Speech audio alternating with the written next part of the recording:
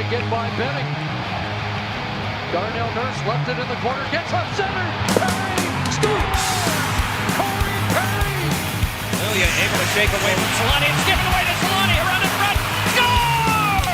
Teemu Solani with the steal. Three of the fans want one. Score! Off the floor! On the board! Paul Kariya!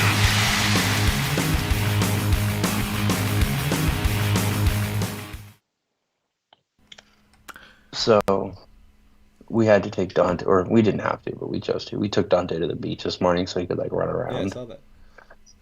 And we ran into two seals or sea lions.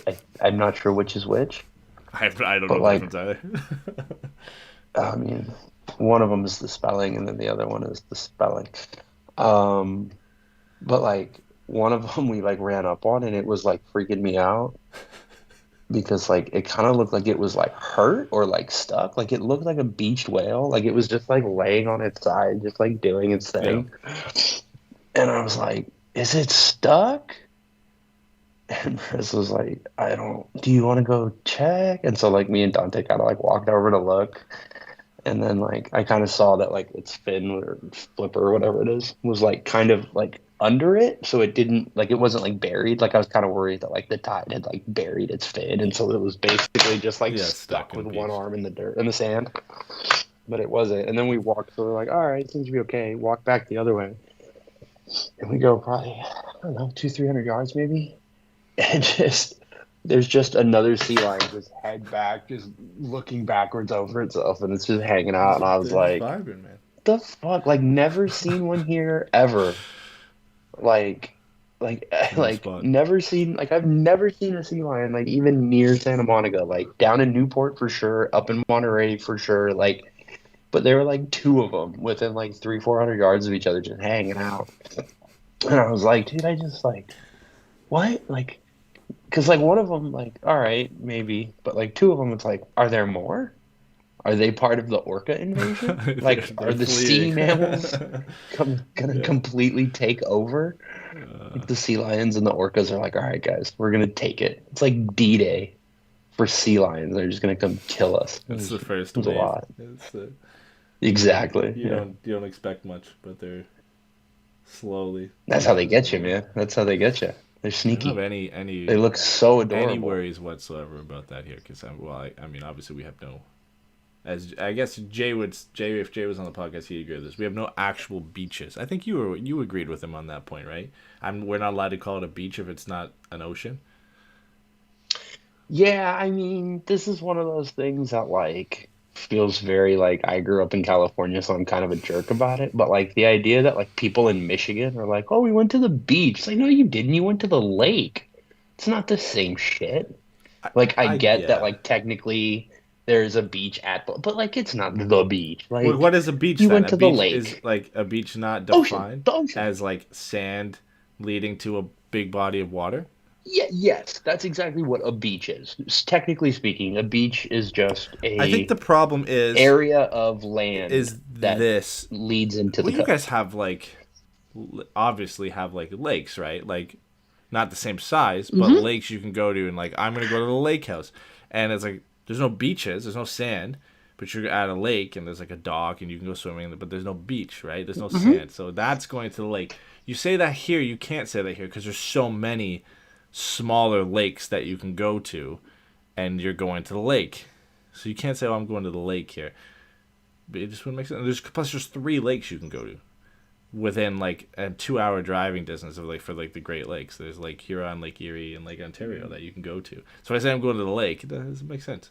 I say I'm going to the beach. You have to. But okay. But here's the thing with that: saying I'm going to the beach doesn't actually fix or address any of the points that you made, because like there's still technically 3 lakes with 3 separate beaches. So it's like, what does that mean? And then like because they're big lakes, I would imagine it is similar to like a coastline where you go, oh yeah, this is this beach, and then this is this beach. Yeah. Or is it all just you go to it's the beach at Lake Huron? No, there'll be different ones. So the annoying thing is you'll get places that are called like the Port Stanley, Port Burrell, whatever, and then you'll get the Sure. annoying. I hate it. People who go there often, and they'll be, instead of saying they're going to the beach, going to the lake, or going to the actual, we're going to Port. We're going to Port. I hate it. That rocks. That rocks. Go to Port, man. Even that's still vague too, because there's a bunch of them Port. that start with Port. So I hate it. I can't stand it. So anyway, No, I just want to do like a trivia game where it's like, how many ports can you name in 2 minutes? And then you just have to do like your best, what do you call it? Pierre Maguire impression. Port this, port that, port that. It's like, yeah, that's right. That's cool. That works. yeah, no, I can't get behind it. I'm going to the beach. If I'm going to a body of water with sand, I'm going to the beach. Yo, and here's the other thing, right? Is like beaches don't even necessarily have to have sand, because like you can go to like a beach that's like stony, like especially in like I think like the Pacific Northwest, there's a lot of beaches that are like quote unquote pebble beaches, That's torture. where it's just a bunch of rocks. That's just why. Yeah, no, that sounds absolutely miserable. Mm-hmm. Part of going Like, to the I don't beach wanna is lay to on that. sit on the sand for when you don't want to be in the water. Yeah, that's right. No, can't do that. All right, well, we didn't forget that we were recording. By the way, we are live, recording our prospect season review. So we were gonna jump on today and do an interview and talk about the Ducks hiring a new head coach. But we couldn't schedule that for this weekend with some scheduling conflicts. So we're looking to get that out next week. So that means we accelerated our prospect season review. I like to say personally accelerated, even though we delayed it to this point, and then the only reason that we accelerated is because internally we planned it for next week, closer to the draft.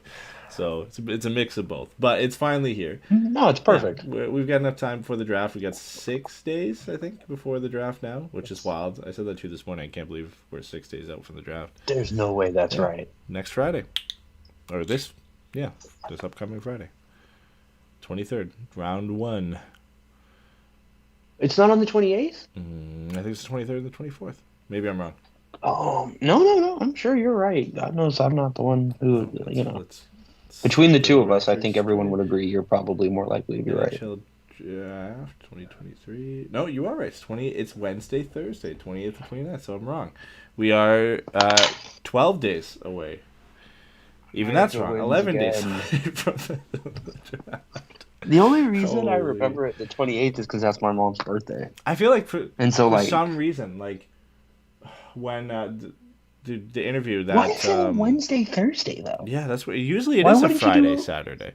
And I thought in the interview with Verbeek, and I probably just heard wrong or remembering wrong, when they're asking him or somebody asked him who he would take second overall if he knows, and he said, "Oh, you'll find out on the 20th." I thought he said on the 23rd, but he must have said on the 28th.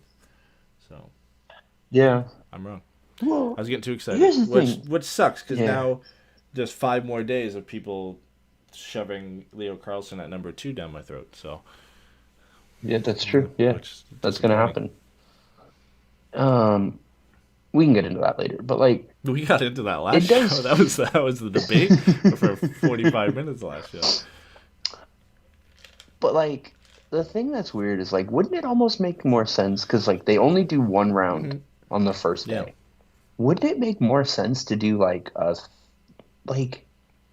the first round on like Wednesday, the second and third rounds on Thursday, and then like the last like 4 rounds on the Friday or over the weekend or whatever? But like I know it's stupid, but like I like that the NFL draft is 3 days. I think that's cool. Yeah, I don't And think I think it it matters. helps kind of stretch it out, and It wouldn't hurt anybody. Like the only people going to the draft are guys who think they can get like players and families of players who think they can Right. either get drafted in the first round or like if they fall like early into the second. So it doesn't change anything for them if you still do the first on the one day and the second and third on the next day. And then Right. all it changes is the guys who would normally get drafted on that second day in like the 4th, 5th, 6th, and 7th round just get drafted a day later on the third day, which really doesn't change anything. And it maybe saves you from just the ridiculousness of the second day of the draft where it's all day. And once you get past like really like round 3, maybe a little bit into round 4, it's just like through like 30 picks in 5 minutes, and you're trying to catch up with Right. who drafted who where, and like the broadcast is behind, people tweeting it out live are behind, and you're just like kind of getting the ticker at the bottom of who was drafted and then trying to find out who it was. So I think that could help broadcast wise of stretching it out a little bit. I also think the more time you give people, the more likely you are to get trades. And even if it's less interesting trades because, they're quote unquote day 3 trades, which would be, 4th through 7th round picks, like still gives you more time. Yeah, more time to assess who you've gotten so far in the 3 major rounds of the draft. Yeah. And like if somebody makes a big trade on the first day and they're able to pull something off, maybe on the second or third day, they're like, okay, we can actually be a bit more aggressive with maybe some of our picks next year or something like that. And so then you end up, I just think creating, like a little bit more time to let GMs overthink things and make trades is always a good thing. And then, like you were saying, I think there is benefits on the broadcast, and I think you can make the first round worth it, and then the second and third round worth it, and then the last day is just like, well, what's like an obscure ESPN channel, because that last day rounds 4 to 7 are getting thrown on some back burner channel. I mean, it's ESPN 8 is always the joke from Dodgeball, so might as well just stick to Ocho. Yeah, that's likely where that round is getting. Like it would hurt them in that sense, I guess, in viewership, but really nobody's watching this. It would be on ESPN Plus, right? Realistically, nowadays, it would just be streaming. That's what they would do. They would put it just straight to streaming on ESPN Plus, and it would probably be fine. Yeah. And then they don't have to like burn 3 or 4 or whatever hours of TV time, quote unquote network time. Exactly. Which is probably better, to be honest. We're so smart. Why are we in charge of more things? We fix everything in like 5 minutes. Look at us go. It'd be too easy. That's probably true. All right. Well, prospect season review, which is, you know what? I'm going to defend ourselves again. It's probably a little bit better we left it, because now everybody's done. The Memorial Cup's over. Yes. Patrick Waugh led the Quebec Remparts and Nathan Gauthier to a Memorial Cup championship. Unfortunately, Olen Zellweger didn't win, but one of our boys won it. So everybody's done now. AHL, OHL, WHL, QMJHL, and so on. College seasons are all done. So we can get a real good look at everybody's seasons, how they did, if they improved, what the outlook is for them next year. So we're getting into pretty much everybody here. We're not going to spend 10 minutes on everybody. Obviously, the top end, higher end prospects will spend a bit more time on, but we are going to spend a little bit of time at least on mostly everybody in the Ducks prospect pool. I think there's like a few players, maybe 3 or 4 that we're not touching on too much, just because either they were drafted so late, nothing's really changed since their draft year, or they didn't play at all this year. So that's the direction we're going in here. But I've got a listed forward, defense, goalie, just out of the way I wrote it down. Did you want to go through it that way, or do you want to switch it up and start with a different position? No, I think that makes sense, because I say forward, defense, goalie. I mean, if it's okay with you though, I might jump around a little, because here's the question I have for you. Does Nathan Gauthier make the team next year? I think there was, whether they're legitimate or not, there was shouts that he could make the team last year, right? After getting drafted, that he was physically ready to do so. I think him going back to junior was great. He really improved offensively and took a real significant role with this team, and obviously won the Memorial Cup. So that's going to be a huge season of development for him. But yeah, I thought physically he was ready last year, and now he really doesn't have anything else to win or to prove in the QMJHL. And for Quebec, I'm sure they would love to run it back and bring a lot of these guys back, but I know there are some players that they're losing and aging out and moving on from. But Gauthier, I believe he's played 4 seasons, and let's see, how old would he be? He's going to turn 20 in early November. So he still technically would be eligible to go back, because it's 4 full seasons or 20 years old. And I always get that. Rarely do you get a guy who plays 4 full seasons before they turn 20, so he's in kind of that weird mix. I think he's eligible to go back not as an overager, which means he would still have 1 more season of eligibility. So it would have to be, I think, make the Ducks or play in the Q. I'll have to double check that. But if that's the case, then I think it would be a little bit of a tougher shout, right? Like you would want maybe to be able, if he had that eligibility to play in San Diego, to send him there first and see how he adjusts to pro hockey and then make that jump there. But I mean, again, like the kid right now, he's 6'3", 207 pounds, real defensive forward of the year in the QMJHL. There's a real spot where you could see where he'd fit there. He would just have to beat somebody else in the roster out of that spot, right? He'd have to beat a Lindstrom or, Derek Grant or Sam Carrick or something, right? So, right. I mean, and I think for me, like, the thing that's so interesting about it is, and again, we'll get into this when we have our guest to talk about Greg Cronin, but like, based on everything we know about him, I almost wonder if he's the kind of guy you do play in the NHL maybe a year ahead of schedule, just because he's going to get in the system. He's physically ready.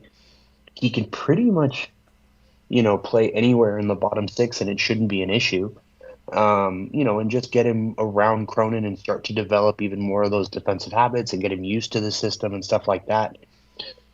The counterpoint, I guess, to that would be, is there a rush to burn the first year of his ELC?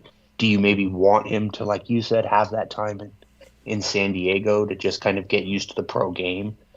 Or pro speed or whatever you want to say it is. But, like, he's a very, very interesting test case for me because I think he played – didn't he play top 6 center at World Juniors this most recent year? I believe so, yeah. And he had a nice little knack for just kind of driving the center lane and kind of being able to generate a little bit of offense that way. And played so, all situations again, too. like, I mean, as you did for Quebec. So he's a guy where, like, not a normal, a higher draft pick where you would say you would want that AHL time. Not to say he wouldn't benefit from playing in the AHL, but the role that you expect from him to play in the NHL, you could slot him in there right away, right now. You expect him to be kind of like a third line shutdown center. Maybe you hope eventually if the offense comes, he could be a second line, but projection-wise, like, you hope he's that third line center, maybe 30, 35, 40 points if things go well for him offensively, but he's going to play on your penalty kill. He's going to be, a 55% face-off guy in the middle of the ice. He's going to be a big, physical, hard-to-play against center. He's ready to do that right now. Physically, he's ready. He plays that game.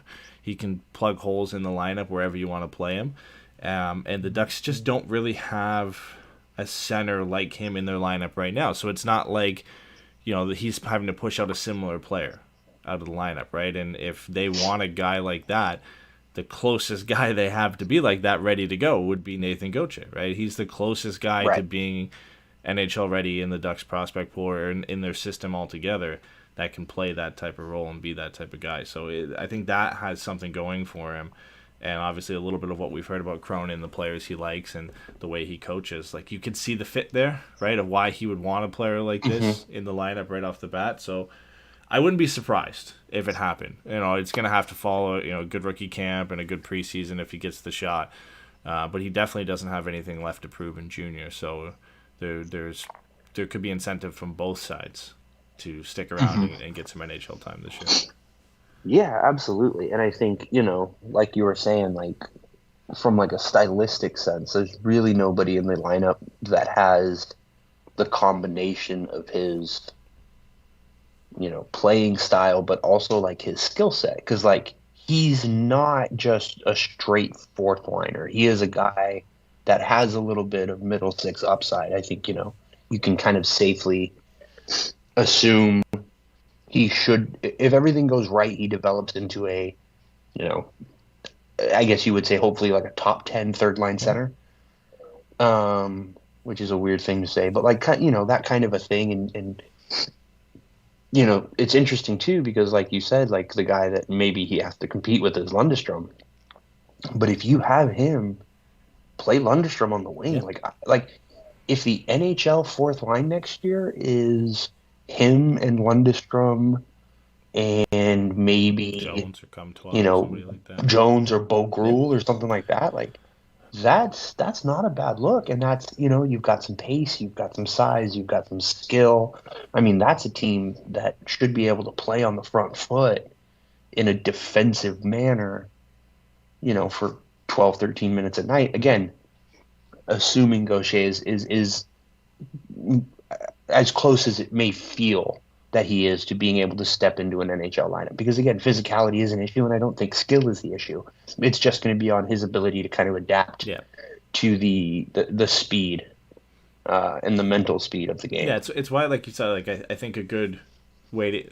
A lot of times we say we don't like to see top prospects on the fourth line. It's a waste of development. Might as well send them down to the AHL to junior. In this case, I think there's an exception there of, okay, let's play him fourth line. He'll get his 8 to 9 minutes 5-on-5 to kind of ease him into 5-on-5 play.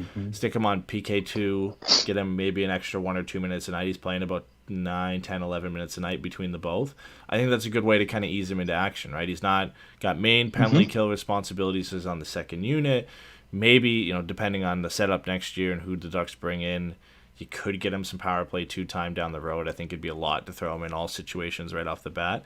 But I could definitely see, fourth line center role and some PK2 time to start if he does impress in preseason. And I don't think that hurts his development. I think he's a guy that would be fine playing there. His game and the way he plays suits that. And then you just build him up from there. Give him some more ice time if he's playing well, contributing, there's nobody, like we said, blocking the way for a third line center spot. So if he continues to show he's comfortable and play well, you can bump him up in the lineup to a third line center role as the season goes on if he deserves it. So I like that I see a path for him next year, which makes me a little bit more confident that he could make the starting lineup out of camp and play a significant amount of games, if not the full season for the Ducks next year, just because there's a nice path for him. There's nobody blocking the way, so it really is about his play and how he adjusts and really on how long he'll stick around.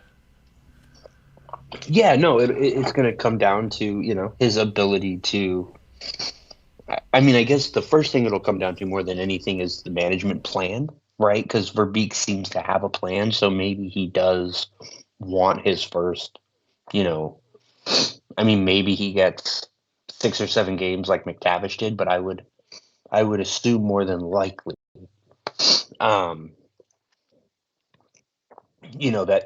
for the management, they may want to get him just one more year of just being a kind of a dominant force in juniors because of his size and his skill and his experience, and then maybe give him a half a season in the AHL or something like that. But again, especially if this team is going to try to be a little bit more progressive in the way that they're building their lineup, you're 100% right. And one, even in a traditional sense, his game is perfect for bottom 6 minutes or fourth line minutes. But also, if you're modernizing your lineup, maybe you have 3 lines ahead of you that are a little bit more attacking minded, a little bit more offensively minded.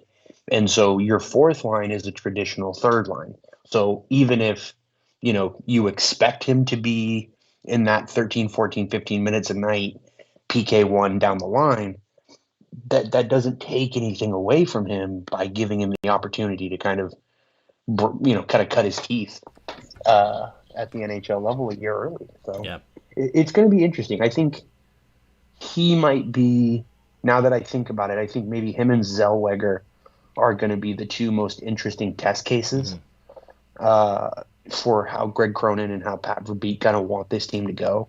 When Aikens came in, I felt like the guy to watch was Cam Fowler, because based on what we were kind of hearing from his time in San Diego, you thought, okay, maybe he's going to try to play a more transitionally aggressive game and stuff like that. And a guy like Cam Fowler, whose skating is such an asset, and his ability to skate the puck up the ice,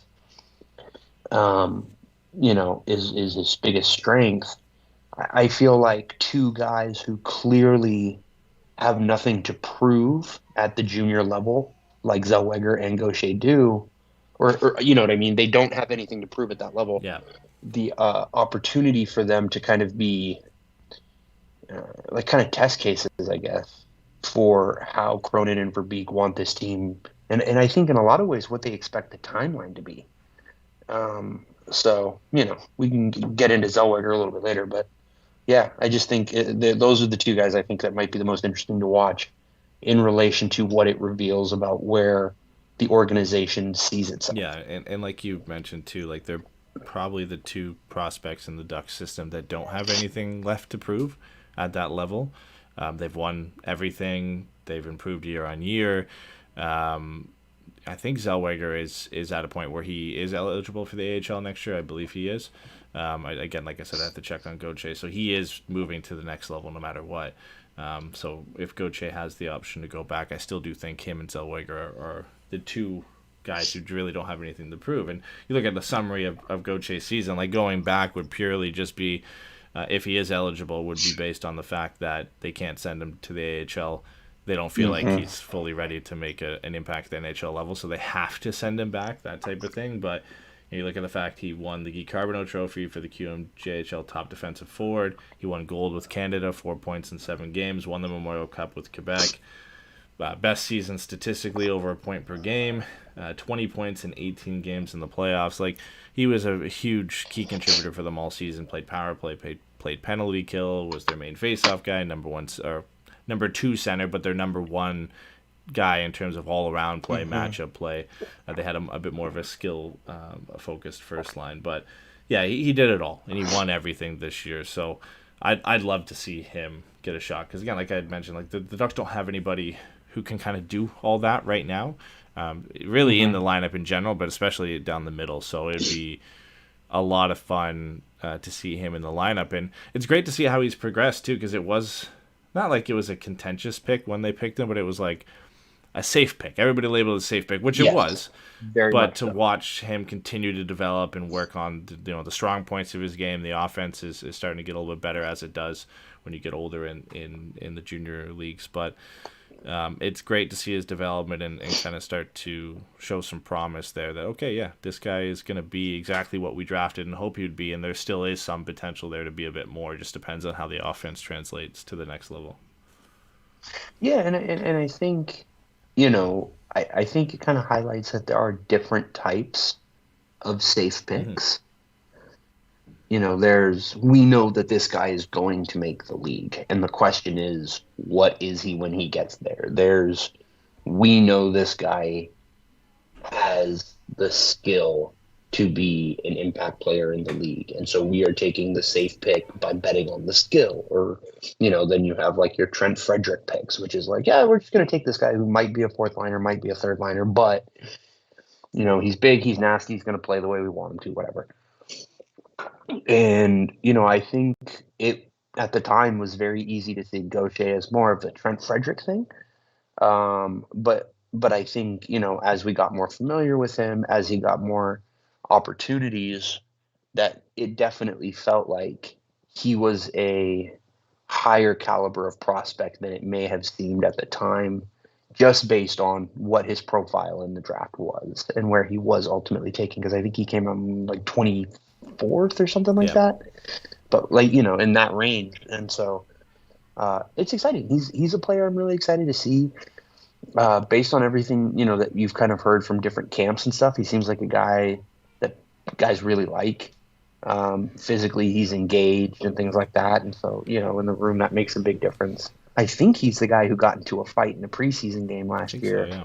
And everybody kind of was just excited to see him kind of step in and just kind of play that role. And it's not a secret. Like, I think that's something Anaheim needs. Yeah, I really do think they need some kind of like team toughness in that sense, and to bring guys in who can mix it up. Like, I love Petrano. That guy can't be the only guy willing to kind of get into it. Yeah. We saw Max Jones and Max Comtois. More Max Jones, I would say, be a little bit more reserved this year. Comtois still was kind of every now and then you're like, oh yeah, that's the crazy kid from a couple of years ago. But just having someone who is smart and stable and also just kind of able to add that extra dynamic to the roster is very exciting for me personally, just because how I like hockey played and all that kind of stuff, the kind of players I generally gravitate to. Yeah, and it gets you excited for what the potential 1, 2, 3 down the middle of the ice could look for the Ducks if they take, let's say, Adam Fantilli at the draft. Like, you think Fantilli, McTavish, Gauthier as your 1, 2, 3 down the middle, all big guys, over 6'2", over 200 pounds, play on the edge, a physical game. Obviously with McTavish and Fantilli, a lot of skill and speed with that as well. That's a tough three to play against on any night. Like, they're all going to make it very difficult for you to play against them. Yeah, that's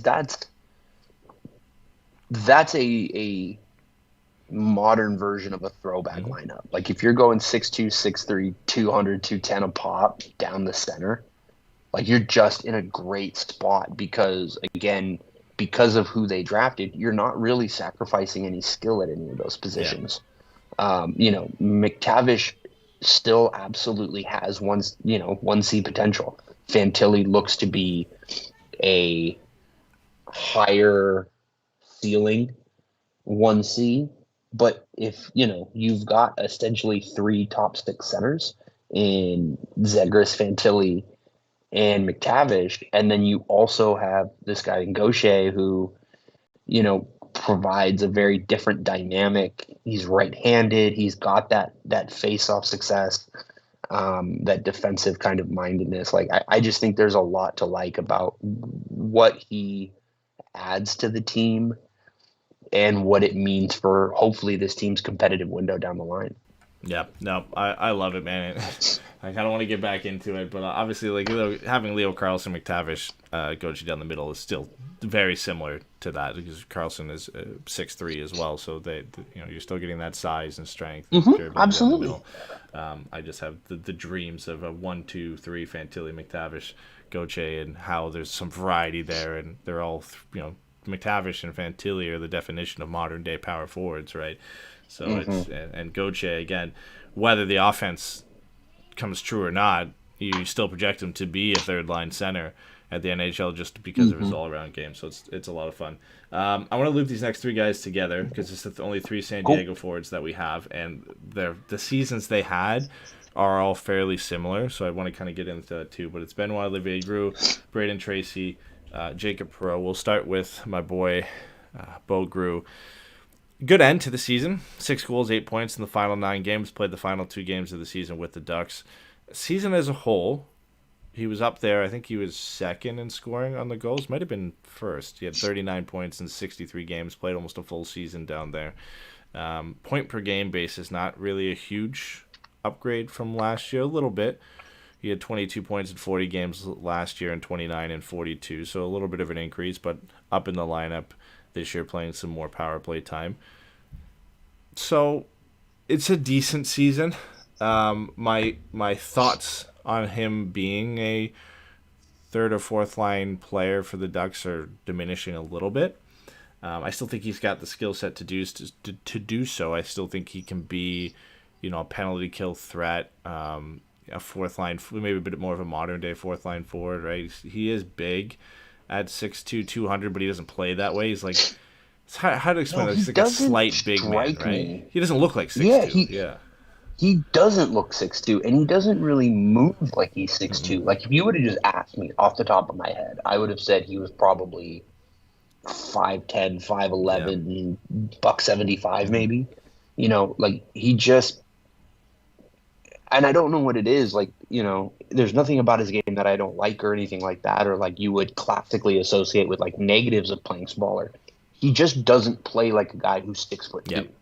He doesn't, he doesn't use his frame or physicality in that way. He's much more of, I guess in that sense, he is a coach's son, right? Like, it's just more about making good choices and trying to be in the right place at the right time and not having to leverage his physicality to save him or anything like that. It's just be in the right place at the right time, kind of like a low-end Jack Drury, I guess, in a sense, as far as prospect style. Yeah, he's always had kind of a keen eye for the defensive side of the game. He's got a good defensive stick, so that will bode well for him at the next level if he can be kind of like a PK specialist, short-handed threat. I just don't ever see... And this is not, again, a knock on him, but the hockey IQ or the offensive ability being high enough for him to be anything more than that.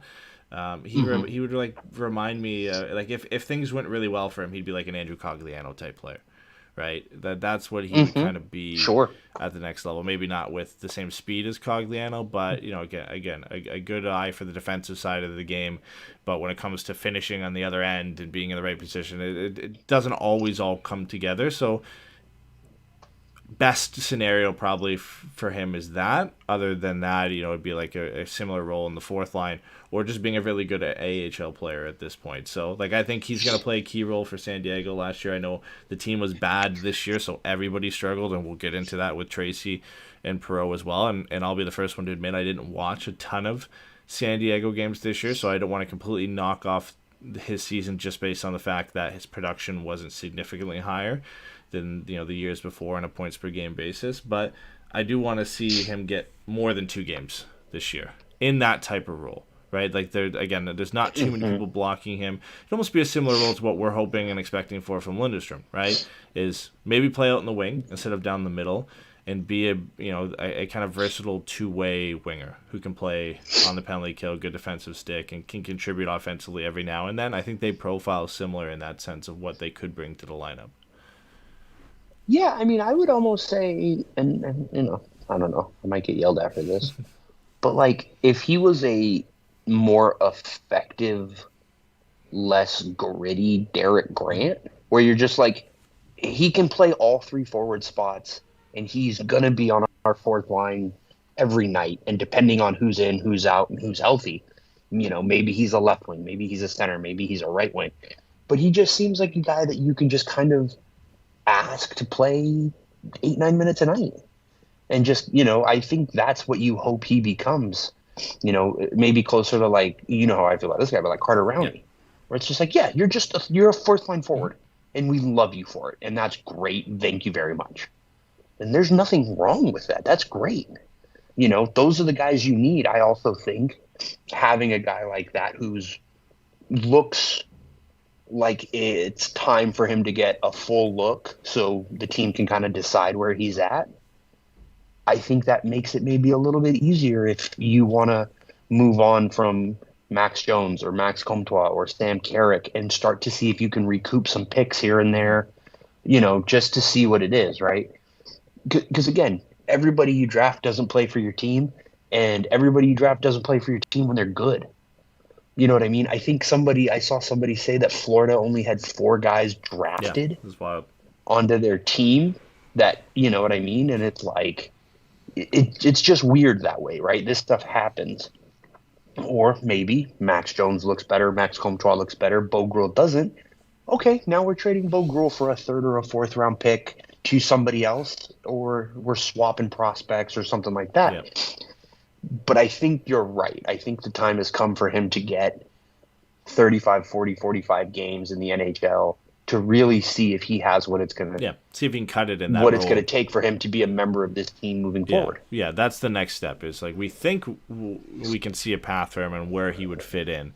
It's now time to give him the opportunity to prove that or move on, right? I do think he's better than an AHL forward long term. I do think he has a high enough floor on that side of the game that he can be a contributor, a special teams contributor, penalty kill guy, either a 3rd or a 4th line forward. Again, similar to Gauthier in that sense, depending on how the offensive production comes along and if he can become a decent finisher at the NHL level. But he's time to get more than 2 games at the end of the season, and I think there's not a ton of guys in front of him that could really stop him from doing that. And this would be the time to do it with a lot of, again, whether the Ducks draft Fantilli or Carlson, if they play this year, that's a roster spot taken up, which you have to think too. Pastyuov's on the way, a few other guys are on the way, and they have to start making a decision on these guys like Rue and Tracy and Perreault and what they ultimately think that they're going to do this year.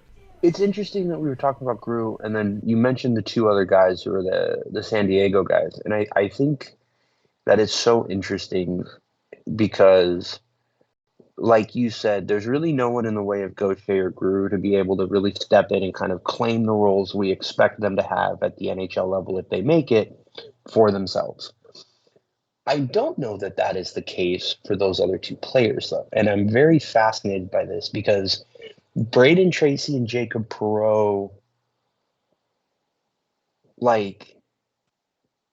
I wonder about like institutional impatience, and I wonder how much about.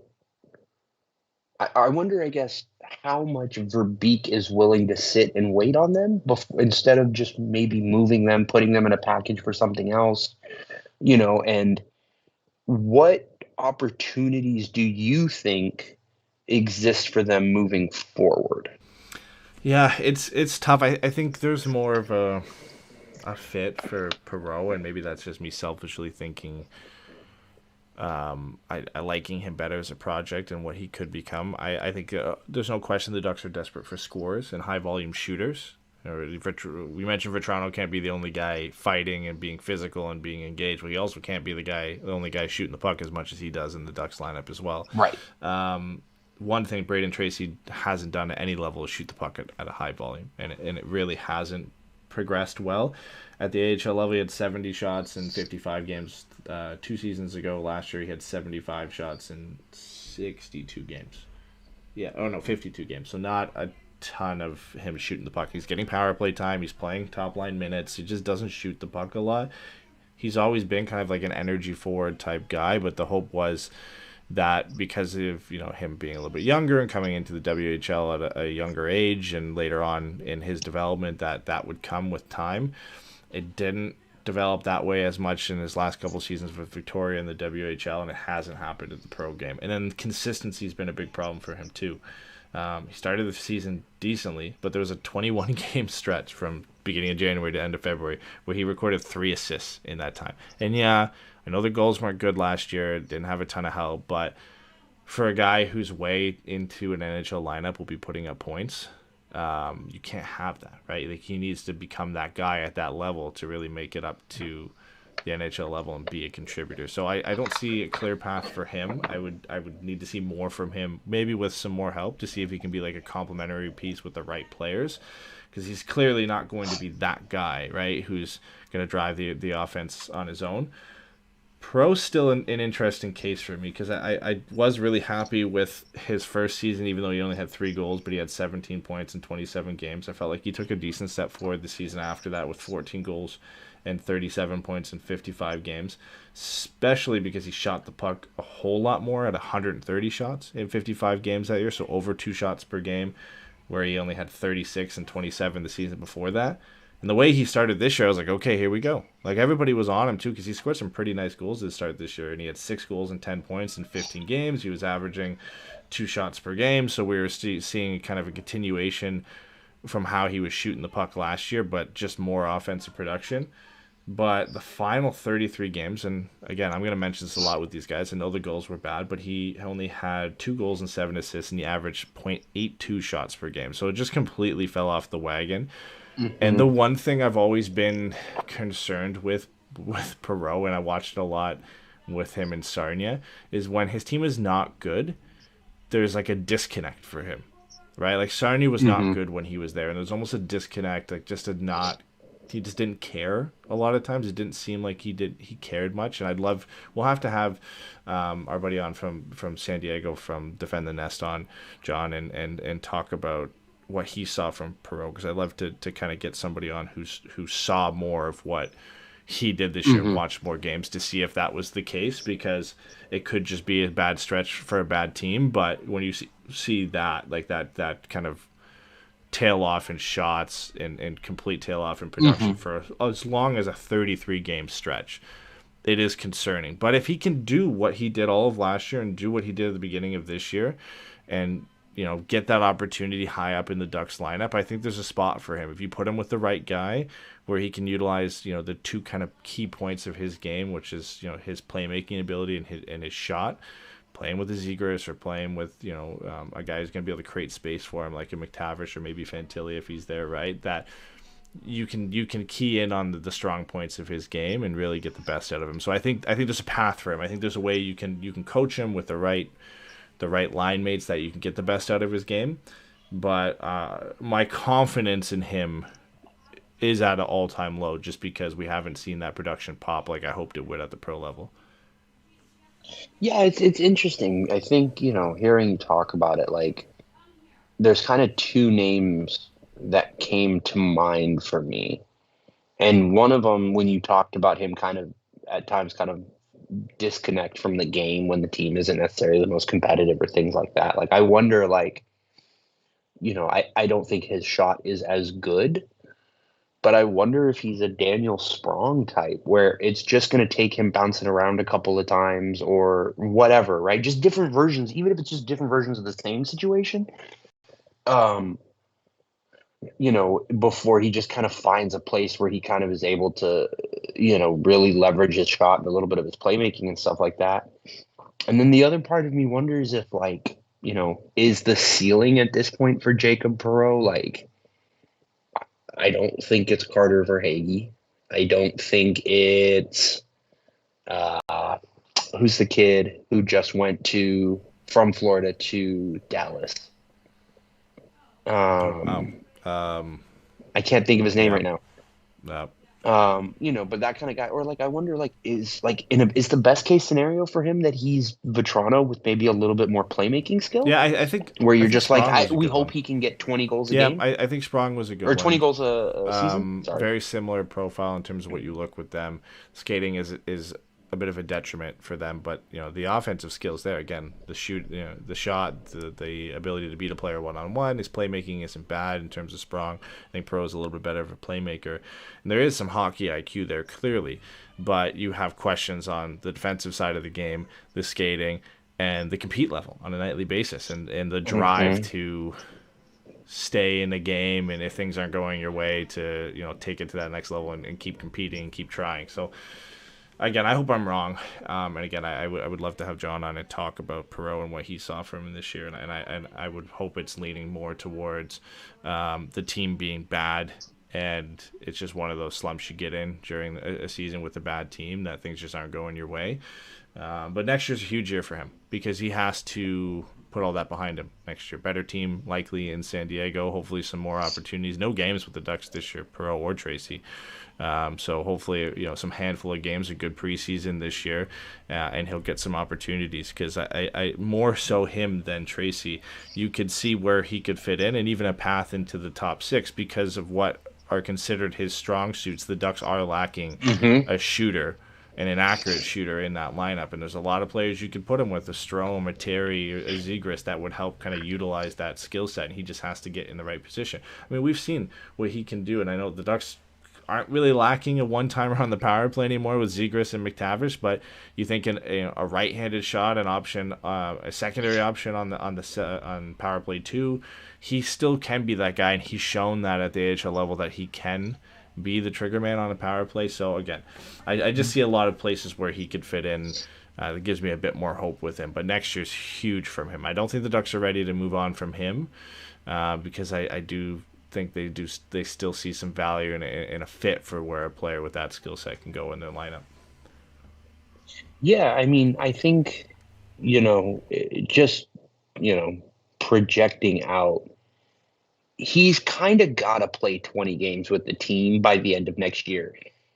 And I don't mean that in the sense of like with Gruel, where it's like to make sure we know what we got. I think it's more of it's like if he's producing at a decent to good rate in the AHL, this team, like you said, is looking for more right-handed shooters, specifically goal scorers and right shot goal scorers.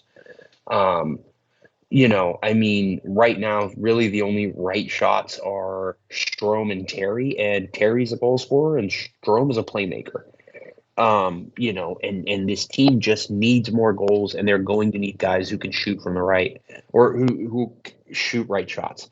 It's a different look for the goalie, right? Yeah. And I just, if he's not playing well enough where he gets 20, 25 games with the team, I think that's a concern. Tracy, like, again, to me, like, he just feels the same as Jones and Comtois, where you're just like, he's a guy he's gonna play with a physical edge. He's gonna drive to the hard areas.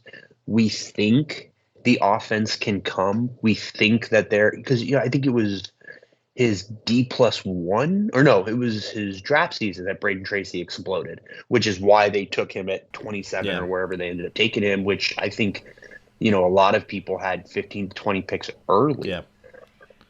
Just because of what his total track record That was was his at that rookie year point. too, and you don't see that often because he ended up playing another season in Junior B, I guess it would have been. And then his rookie season was his draft year, and he was playing on a good team on the top line and exploded 90 some odd points or whatever. So yeah, the Ducks took a swing on that one. And that's fine. Like I don't mind it, right, within the context of what they were trying to achieve. I think it's just one of those things where, again, for Anaheim, like, how many gritty left wings who can't really score do you need? And I don't think the answer is 3. And so, like, unless you're going to move on from Comtois, I don't see how Tracy gets a shot. Unless you're going to move on from Jones, I don't see how Tracy gets a shot. Because like we talked about, I think Gru will be the guy who gets the call up first. And I think Perreault would be the guy who would get the call up first. Because, those are just like the two guys that I think you would expect to be better players at an NHL level than Tracy. And so, I just wonder, like, what the future really holds. This feels like a guy who gets almost like a guy who's going to get traded for another prospect at the deadline next year or around the deadline, where it's just one of those, oh yeah, also we did this. And everybody's just like, okay, sure. Like, like the Hunter Drew trade. It's like, you're bummed that they left, but it's like, there's what are you going to do? Yeah, there wasn't anything there. And like this next guy that we should get into too is another reason why these guys have like next season to get things going, because Sasha Pastuov is the next guy who is, you're hoping out of the forward group, is going to be probably the most hope right now, is going to be a top 6 forward, because where a lot of these guys at the pro level have kind of slowed down a bit or haven't taken that next step forward. Pastuov, again, still in junior, but every year on year, he gets better and better. And this looks still looks like a home run for the Ducks in the 3rd round, which we all thought it was at the time. And a lot of people were saying it was a home run for Anaheim to get him where they did at 66 overall. But, man, he had some kind of a second season. He had a great first season in the OHL last year with 34 goals and 76 points in 65 games with Guelph. But this year, started with Guelph, 11 goals, 19 points in 14 games, which is an unbelievable start. Got traded to Sarnia, who is a significantly better team, and just exploded. 30 goals, 79 points, 46 games with the Sarnia Sting. He ended up finishing 4th in league scoring with 98 points in 60 games, almost got to 100.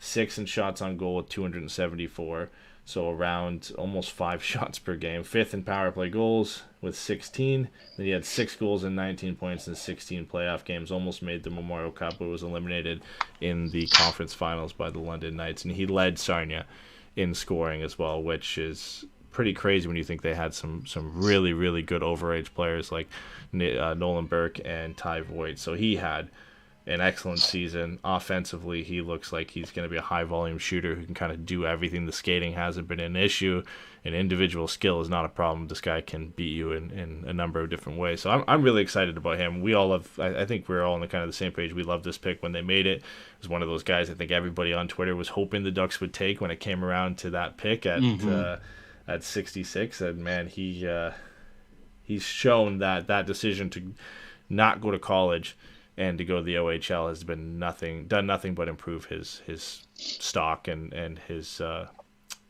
his everybody's thoughts of him as a prospect.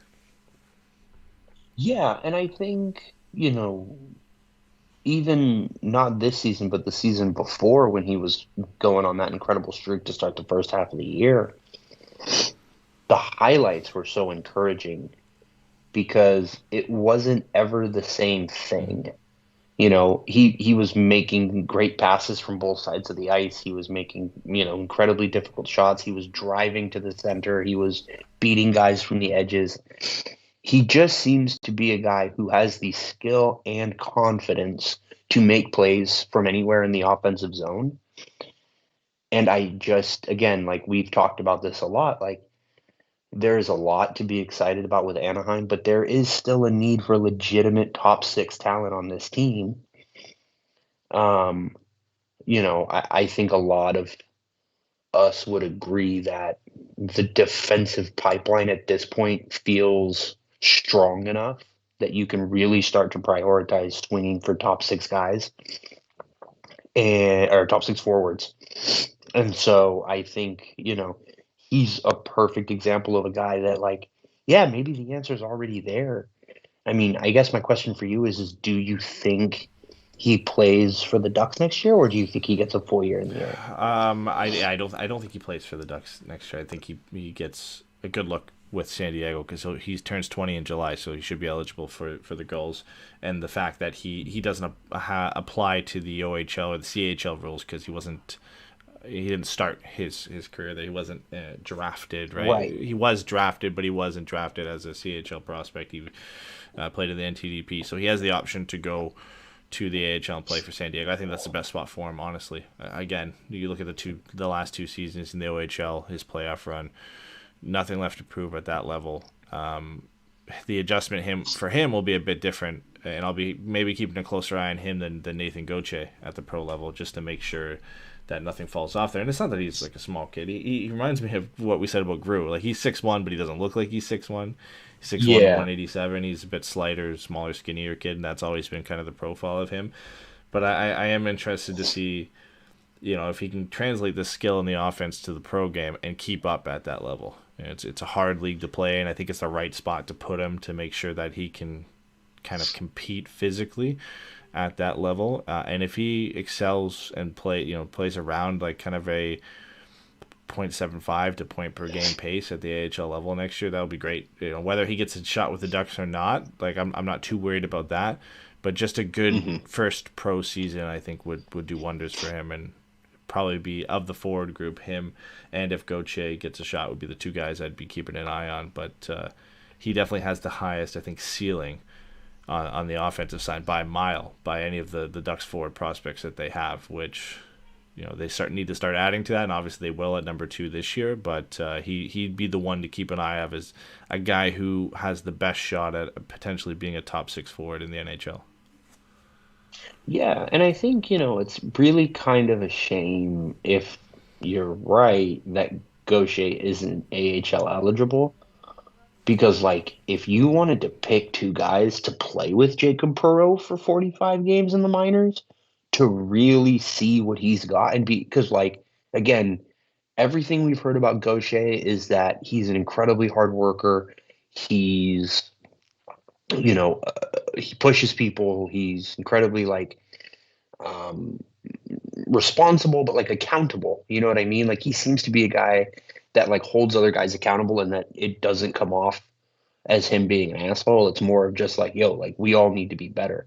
And then you've got someone with the kind of potential to be an elite offensive creator in the way that Bastiov is. Like, there's really not a better line that you could put Perreault on to really just be like, look, man, this is it. Like, these are the two guys that we think you can just absolutely shine with. So it's up to you. We're going to give you the opportunity to play with these guys. And it really is kind of a shame. And maybe you can still, kind of get that from just playing him with Bastiov. But I think that'll be the thing that maybe, like you're saying, to watch with Bastiov is to just see how he's able to affect the guys he's playing with and see if he helps bring anybody's just general level of play as well as their offensive production up a notch. Because he has the kind of ability to just get an extra 15, 20 points for guys because of his finishing and playmaking ability. So, yeah, I think it'd be the best spot for him. Perreault's going to get in the right spots. You think you've got a guy like Gauthier physically creating space down the middle, drawing in a few different opponents. You've got a player with game-breaking skill that's going to put defenders on the back foot, like Pastujov, who has the ability not only to shoot the puck, maybe not as well, as accurate, as hard as Perreault does, where you're scaring goaltenders with the release, but a good shot in its own right, and the playmaking ability to find somebody like Perreault open. I would agree. That would be a dream line to be able to see down in San Diego. I think the Gulls would have a lot of fun watching those guys play together. But I hope that's the case, honestly. Like, ideally, I would love to see Gauthier play, like we had said before, at fourth line. But my next best place for him would be kind of top line minutes in San Diego, absolutely. Playing with some really good players like Perreault and Pastujov, if that was possible. I honestly, I think I would almost say that's my preference, Yeah. even over the fourth line minutes, just because, you know, I really do think just like let him, go be the number one center on an AHL team that's going to have a lot to prove with a young coach that's going to have a lot to prove, a lot of different players and prospects that, are going to be in an interesting place. Like as we're talking about right now, there's just a lot of guys with a lot of question marks Yep. right now. And to put him in a position to kind of operate within that, I think would be great. And I think, again, like it could help get more out of those guys who have maybe kind of stagnated a little bit after a year or two in the AHL. And, I still feel like the same way about Bastiov. Like I really would just really love to see Bastiov just kind of bring up the general production level of the team as a whole.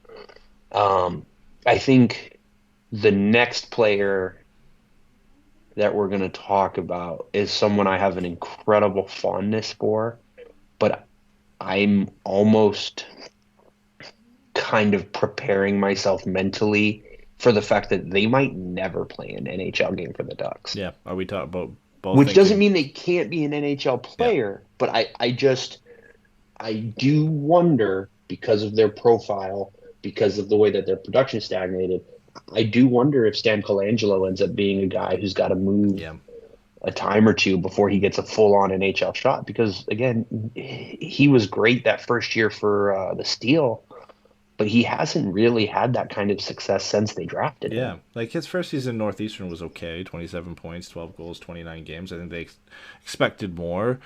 He had some injuries too, but then to come out this year and put 9 goals and 24 points in 35 games, it's not what you want to see. And there's an article that Elite Prospects put out that kind of looked at his season, and they mentioned it would be no surprise probably to see him go back for his senior year next year, and I agree with that. There's absolutely no way the Ducks are going to sign him and bring him up. I think this is a key year because he's not going to be playing for Northeastern next year. He entered the transfer portal. He's going to be playing for Western Michigan, likely in a top 6 role. This is a big season for him to move on from whatever problems he had at Northeastern, take a fresh start, come out as a senior, and really dominate and play good because he's got the size to do so at that level. Like the kid's 6'3", 208 pounds. So I think he's a little bit heavier than that. When I've watched him, he's probably skating a bit closer to like 216. He plays like a bigger kid. Yeah. He's got the size. He's got a heavy shot. Like he's not scared to use his size and go to the front of the net too. It's just he's got a very specific skill set that I think, on average, NHL or hockey coaches and hockey talent evaluators like, because you can project it, right? It's almost kind of like being, an athletic 6'10" center in the NBA, where you're like, I don't know if it's going to work, but I do know that the tools are there for this to work. And it'll be about their ability between him and the team to kind of maximize that. But again, like, I'm really kind of mentally preparing myself for him to never play a game for the Ducks, which is a bummer because when they drafted him, I loved the pick. And he was one of those guys that I hadn't even heard of going into it. It was just a guy I looked up. And you just hear what he is. And again, it's just it's an aesthetic thing in a lot of ways for me. But like I like guys with heavy shots who, and big bodies who are just going to go in and just kind of cannonball their way to the front and see what they can make happen. And again, like you're talking about with that elite prospects thing, the problem is he can't seem to get anywhere quick enough to make it happen. And if his hockey IQ isn't able to help him compensate for that, right? Because you think of a guy in this coming up draft that we've talked about a lot, Zach Benson, where it's his skating is a problem. Or even a guy like Pastillon, right? Where it's like the skating is a problem, but they're so smart and so skilled that they're able to beat the play and get there ahead of time and end up being on time because they're leaving early. And Colangelo doesn't seem to have that ability. So, then it's, okay, well, if you can't get where you need to be, it doesn't matter that your shot can put holes in guys' chests.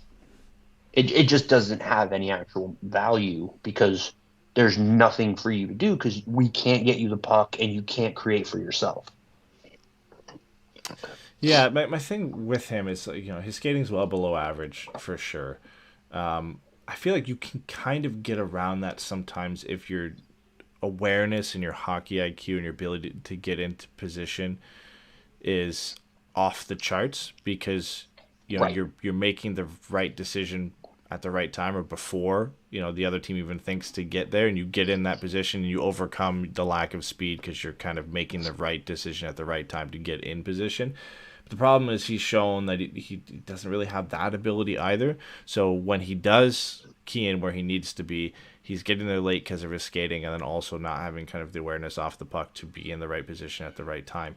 That's kind of been the problem for him. And again, a lot of that might be how he's being used, not being happy with the situation at Northeastern, who knows. So again, we've mentioned with a lot of these guys, but I think for him specifically, because he's entered the transfer portal, he's going to be in a new program, he's going to be in a new system. Like, this is a key year for him to really see if he can overcome that, and if it was just where he was playing and the situation he was in, or if it is compounding issues with his skill set and his ability to kind of read the game, and obviously his skating ability. Like, the skating is never going to change. That's the one thing. Like, he's not going to be anywhere near an average skater at the NHL level, but we've seen guys who aren't great skaters still have good, solid NHL careers. He just needs to prove that kind of the awareness and the smart side to his game is still there, something that we saw with the Steel, but you're just hoping that it wasn't going up a level and he just wasn't able to keep up with the game. Like, that's the concern right now, is that he jumped up to the college level and just couldn't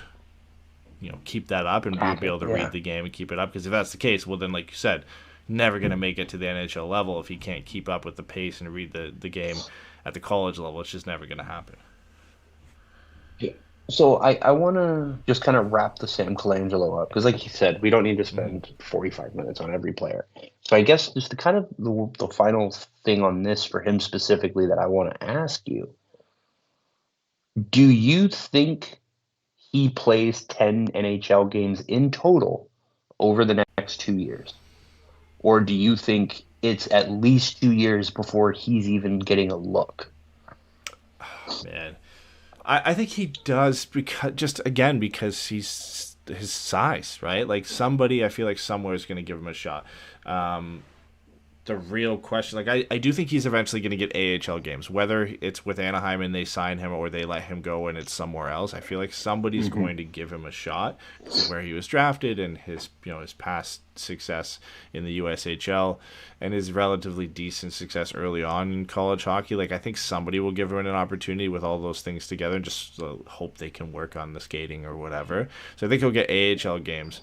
So it gives me a bit more confidence he could get 10 games, because I could see somewhere where somebody could fit a 6'3", 210-pound power forward into their fourth line who's just going to go out there and hit people, right? Like, I could see that. So I would say, yeah, he'll get 10 games, whether it's with the Ducks or somewhere else, within probably the next 2 to 3 years. Beyond that, of being a consistent NHL player, or even a consistent AHL player, like, that's tough. He's so hard to project right now, just because the detriments to his game are real. Like, they're big concerns that he has, and they're hard things to overcome.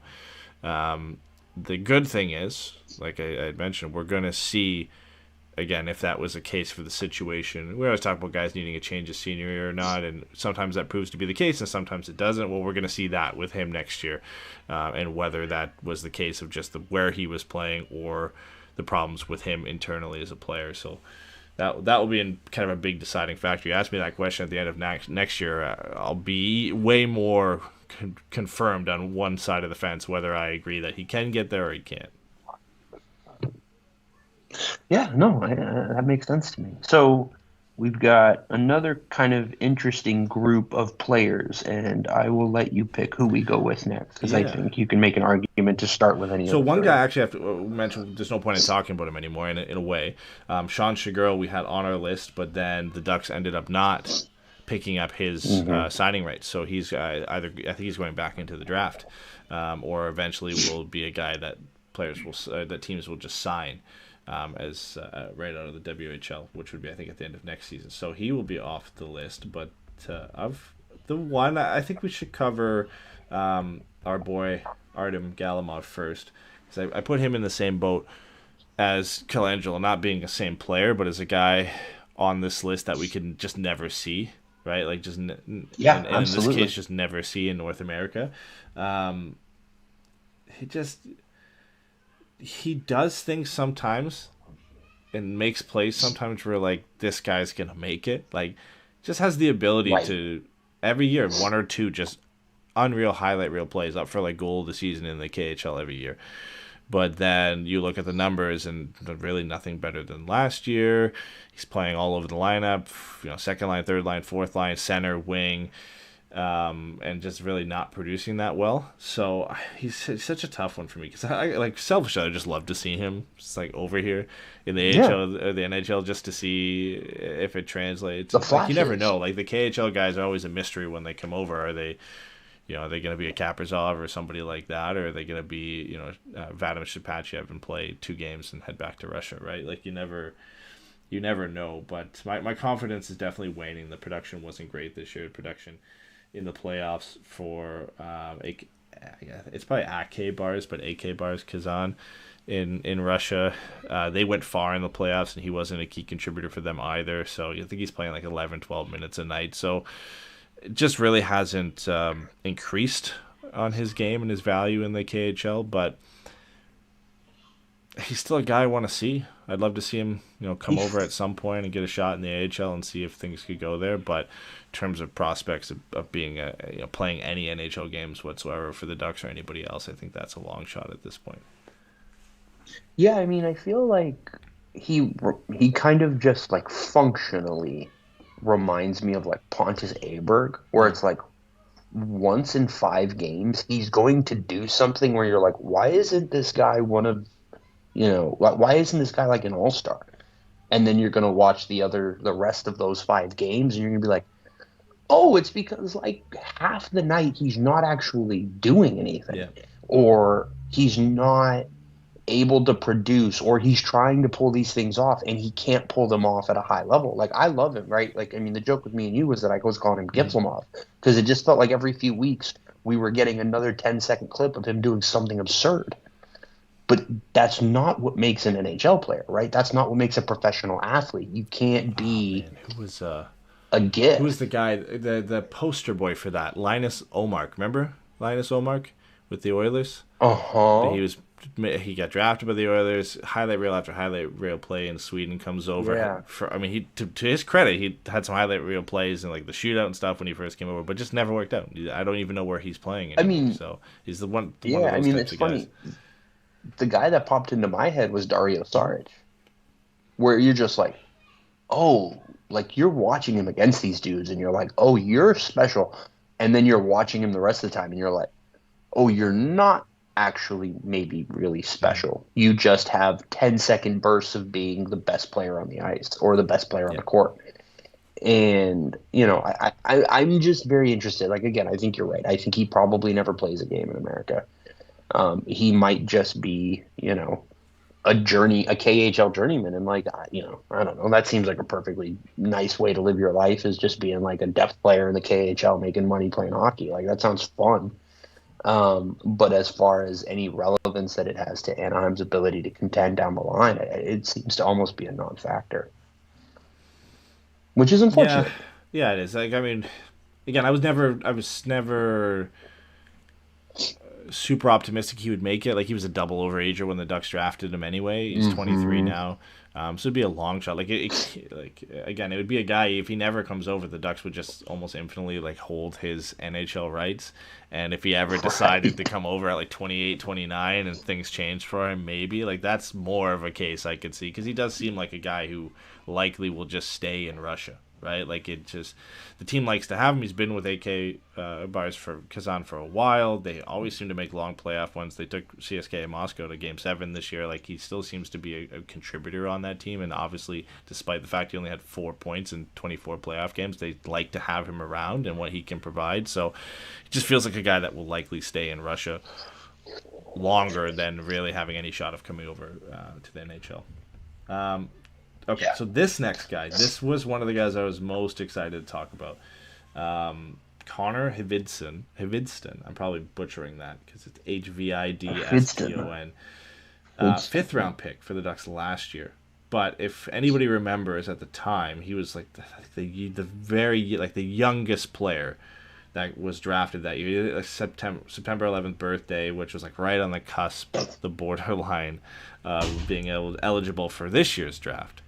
So very young at that point. And the big thing at the time, like he's a big kid, lanky kid. He was 6'2", like 165 pounds. Like he just breaking it out into the league, not physically ready for anything.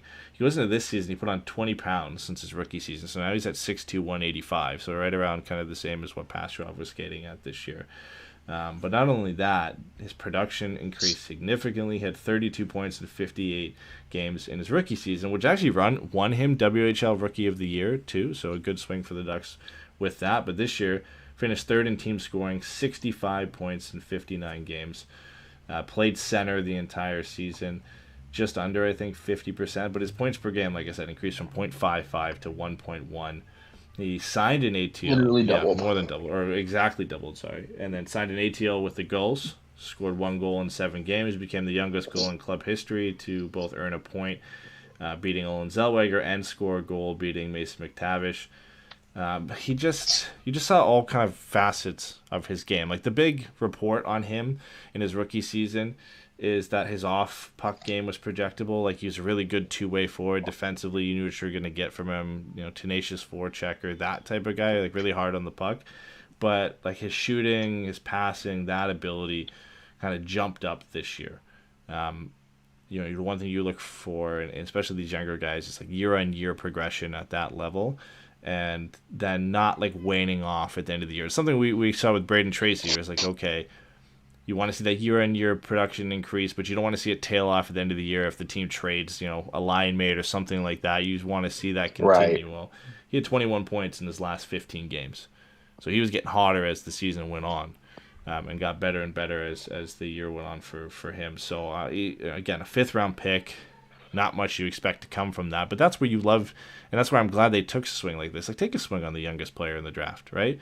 A guy who was WHL Rookie of the Year at a young age, again, you know, almost eligible for this year's draft, let alone last year's draft.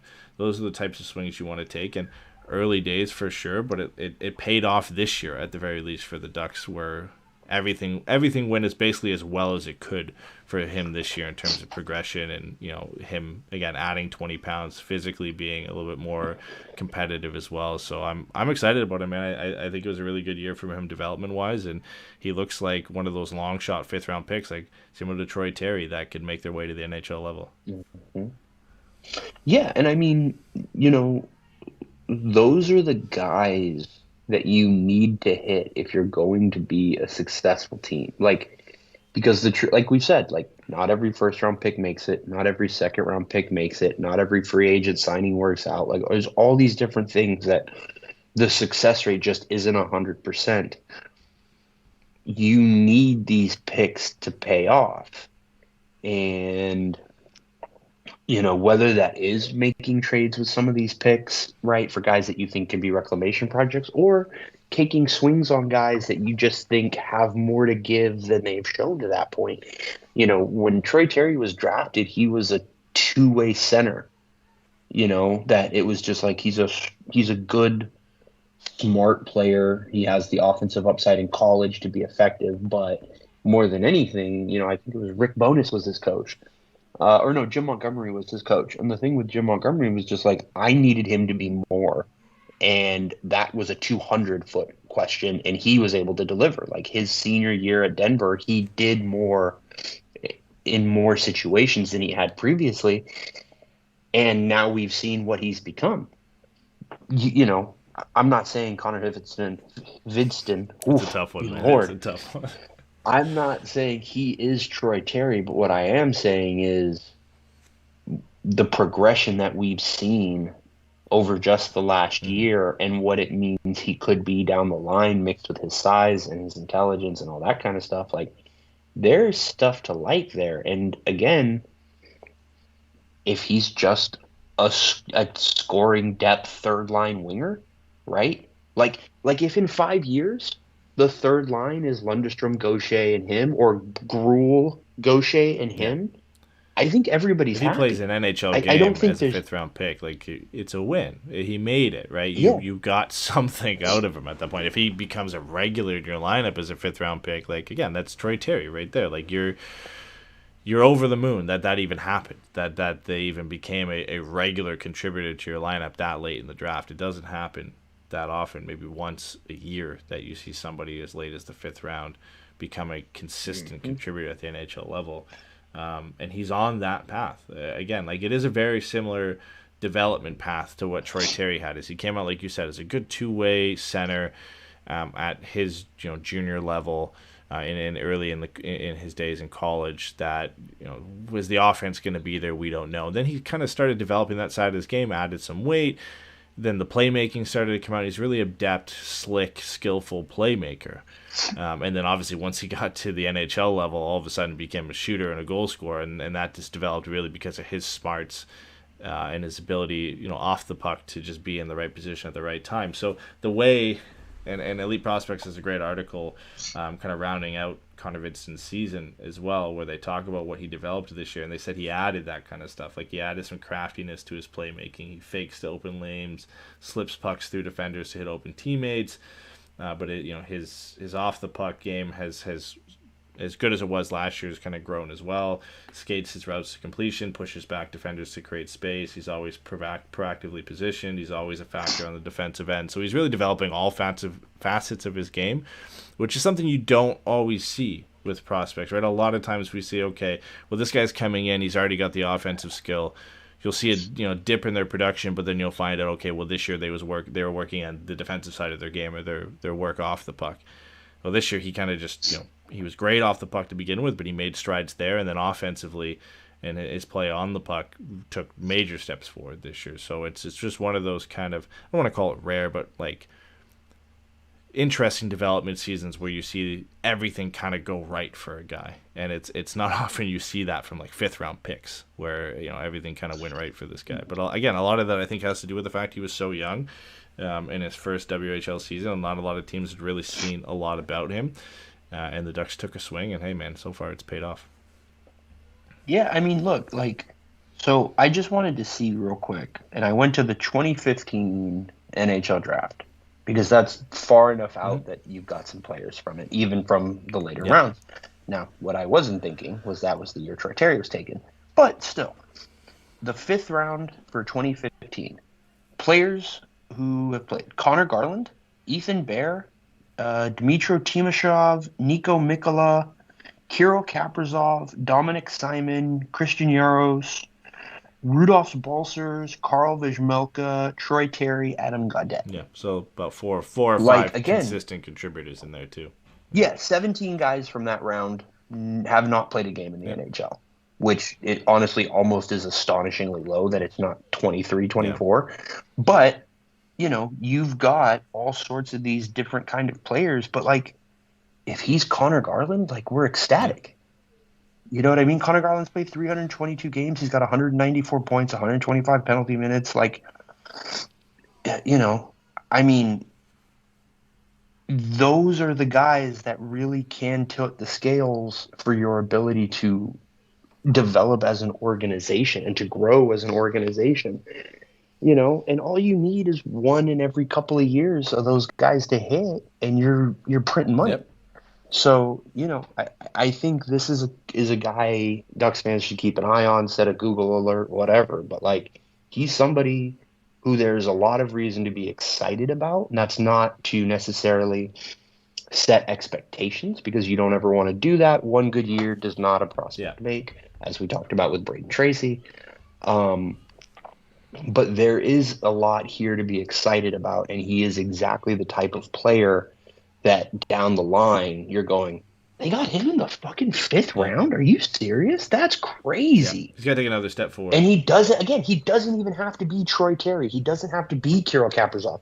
If he's just Connor Garland, everybody's happy. As long as he's a consistent contributor in your top 9 out of the 5th round, you're more than happy. You're ecstatic with something like that. And absolutely. Again, it's always the case with a lot of these guys is next year is a big season. But yeah, he's got to take that step next year above that. 1.3, 1.4 points per game, getting around that kind of full season 80 to 90 point mark in the WHL, take another step forward. He's going to be, a first line forward for Swift Current next year as well. They should be a better team. So that's what you're looking for on the best case scenario for him. Worst case, or just avoid having a slump in production, right? Because the good thing with him is that the off the puck stuff is there. It always has been there. So there'll just be a focus. Get bigger, get stronger, add another 10 to 15 pounds, start to dominate in your own league, and see if you can just improve on what you did offensively last year in the upcoming season. So that's, again, all he'll have to focus on for this upcoming year. But I think of all the guys who will be left in the WHL for the Ducks, or not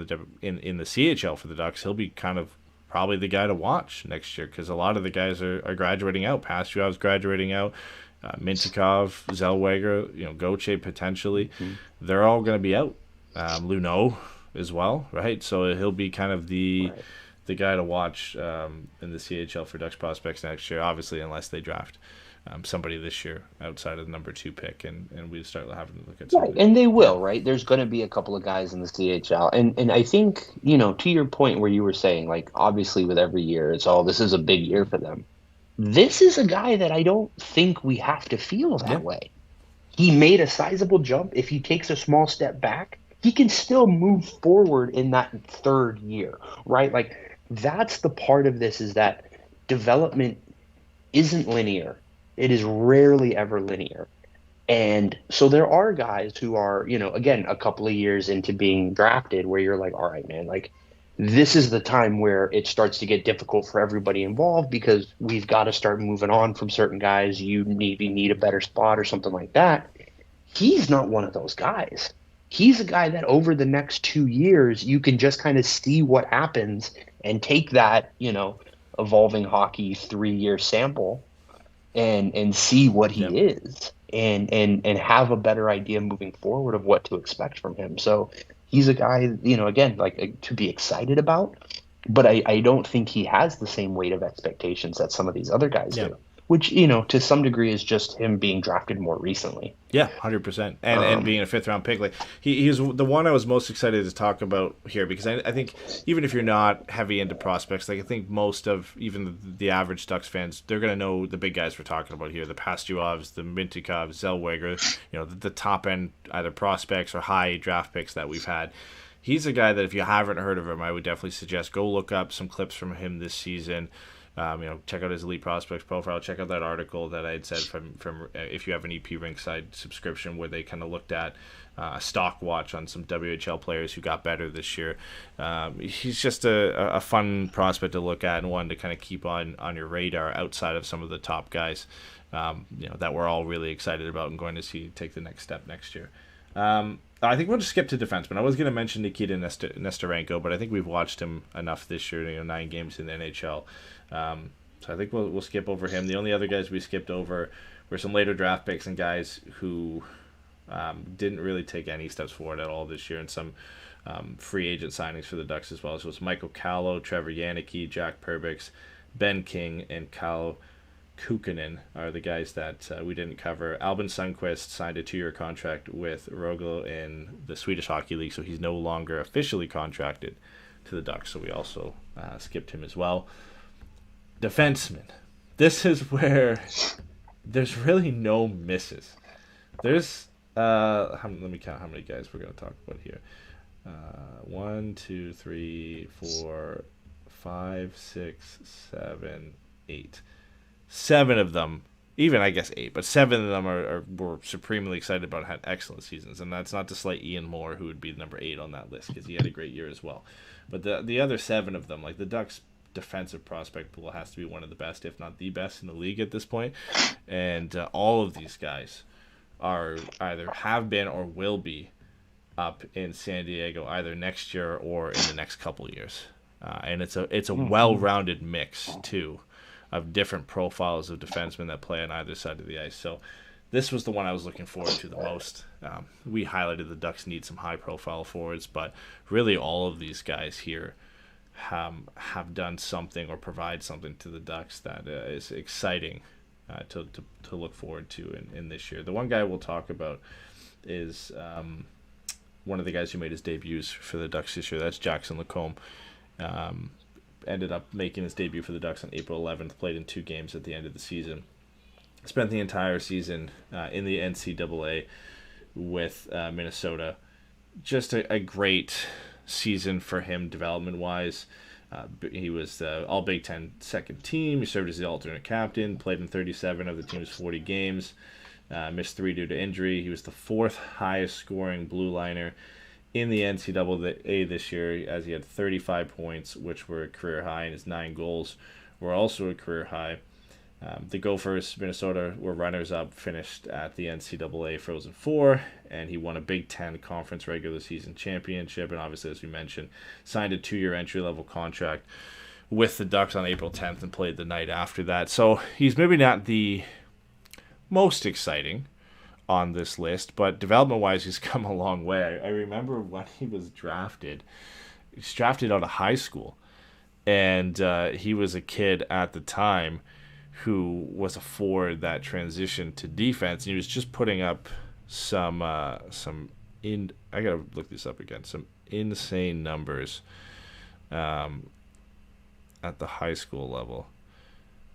So I remember when the Ducks drafted him, this was something that everybody was keying in on. So I gotta pull this up real quick.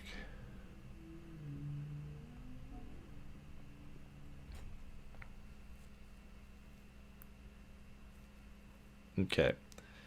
So at the high school level, the draft season for Shattuck St. Mary's, he had 89 points and 22 goals in 54 games as a defenseman at that time as well. The Ducks took him 39th overall in the second round, and it was one of those picks that, again, as some of the Ducks picks we've talked about before, one of those ones you look at and say, you took this guy in the second round out of high school?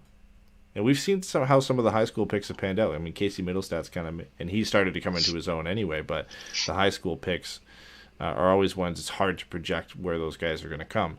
But when you look at a guy who had a defenseman who had 89 points in 54 games at the high school level, he's come a long way development-wise. He's put on a lot of muscle. Was always a tall, lanky kid, but he's sitting at 6'2", 201 this year, and just year on year has, the development has been noticeable in the production side of things and the defensive side of his game, which was always kind of an issue coming out of high school. But 13 points in 37 games in his freshman season, 21 and 27 in his sophomore season, 30 in 39 and 3 goals in his junior season, and his senior season, which was this last one, he had 35 points, 9 goals in 37 games, as I mentioned before, all career highs, and then 2 games with the Ducks. Just seems like a guy who will likely start the season in San Diego next year, but he's come a long way, all 4 seasons in college to get here. So nice to see him finally end up on the Ducks roster and playing some games. Yeah, he was a guy that, at the end of last year, he just looked comfortable with the puck on his stick. I remember watching him and Hellison because I think they played in 2 games. They played in the same 2 games. And I just remember watching him and just being like, this should just be the Ducks' third pair next year. They're clearly not ready for 20 minutes a night. They're so young. They have a lot of growing to do. They're going to get beat. But just the way that they kind of move, and there's just kind of confidence about the way that they play that I remember just finding really reassuring. And I think that's the thing with Anaheim. I know this is something me and you have talked about as far as do they have a true number 1 defenseman in the prospect pool? And some people think Jamie can be that. Some people think Luneau can be that. You've got Zellweger and Mintyukov. And, I think there are definitely guys you can look at. But I also think, like you said, it's so strong that it doesn't feel like there's anybody in the prospect pool who's not going to make it. Yeah. Especially of the guys we've listed, right? Maybe that you say the closest one to being a bust is Noah Warren. Or let me say it this way. The one who maybe has the most potential to be a bust is Noah Warren because, we know that his puck skills aren't necessarily the most advanced. At this point, it's just he's a good enough skater and he's nasty and he's got a big Yeah. shot. And, like, that's, music to my ears. But, like, that doesn't necessarily mean he's going to be an NHL player. But, like, again, just, like, he was the guy of all of them last year that you were like, oh, is he going to be the one who makes it? Like, he just, because of his size, he looks comfortable out there. And I just think that's the thing about this Ducks prospect pool, specifically on defense, that is so exciting is it looks like a couple of guys who could be first pair guys, and then a lot of guys who could pretty much play anywhere between 4 and 7. Yeah. And you're just like, yeah, that's perfect. And I think that's the thing, and this is kind of a big picture thing, but I just think that's the thing that's so encouraging is you can look at all of these guys, and even at the high end, no two guys really have the same game. Yeah, it's very There's just a lot of pool. different versions of, hockey defensemen, and they all look like they have a pretty solid floor. And I just think that's a lot to be excited about. And I think, especially after losing Meyer, I think Timo Nickel was traded, like his rights were traded this year or something like that. Like, it's just nice to know that a guy like Jackson Lacombe is in the system who looks like he can just be a perfectly good defenseman at the NHL level and just play well.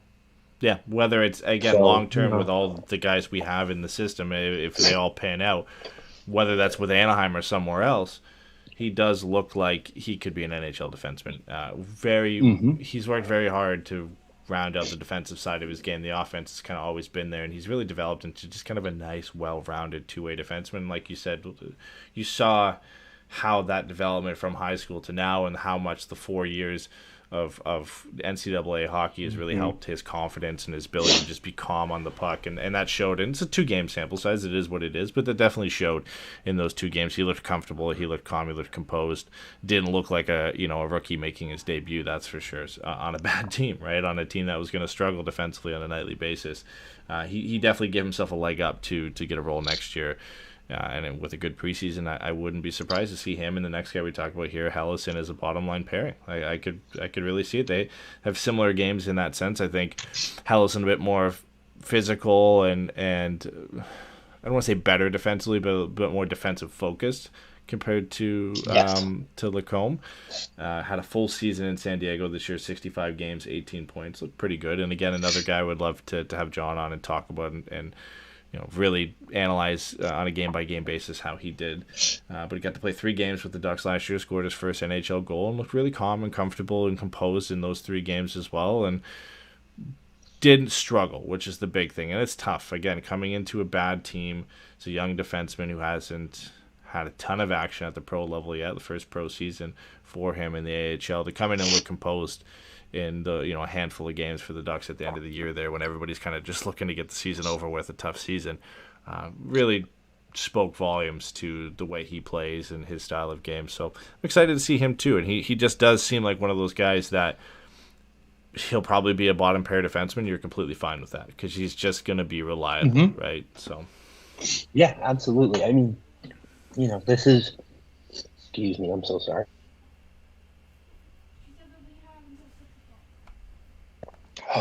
Sorry, everybody. I'm fighting a bit of a cough right now. I think the thing with him is he was part of the Josh Manson trade, which, again, a move that had to be made. We don't need to rehash any of that. But, like, it was hard to see Josh Manson go out the door knowing there weren't a lot of guys like him, and having, Noah Warren, who we'll get to, who seems to be kind of the heir to that throne in a lot of senses, nice. But this is a guy who, when he was announced as part of that trade package, they went to Zegras and they were like, "You played with this guy, right?" And he goes, "Yeah, I love that guy." Like, he's just a good defenseman. Like, he just plays well. He can move with the puck on his stick. I don't think he's overly physical by any stretch of the imagination. He seems to be a bit more modern stylistically, in that he's using his stick and his feet to make plays on defense. But he's still a big kid. And he's still going to have the ability to use his body to move guys around and get guys out of the way. He's a right-handed shot. He looked last year like he had the ability to make good passes, make clean passes.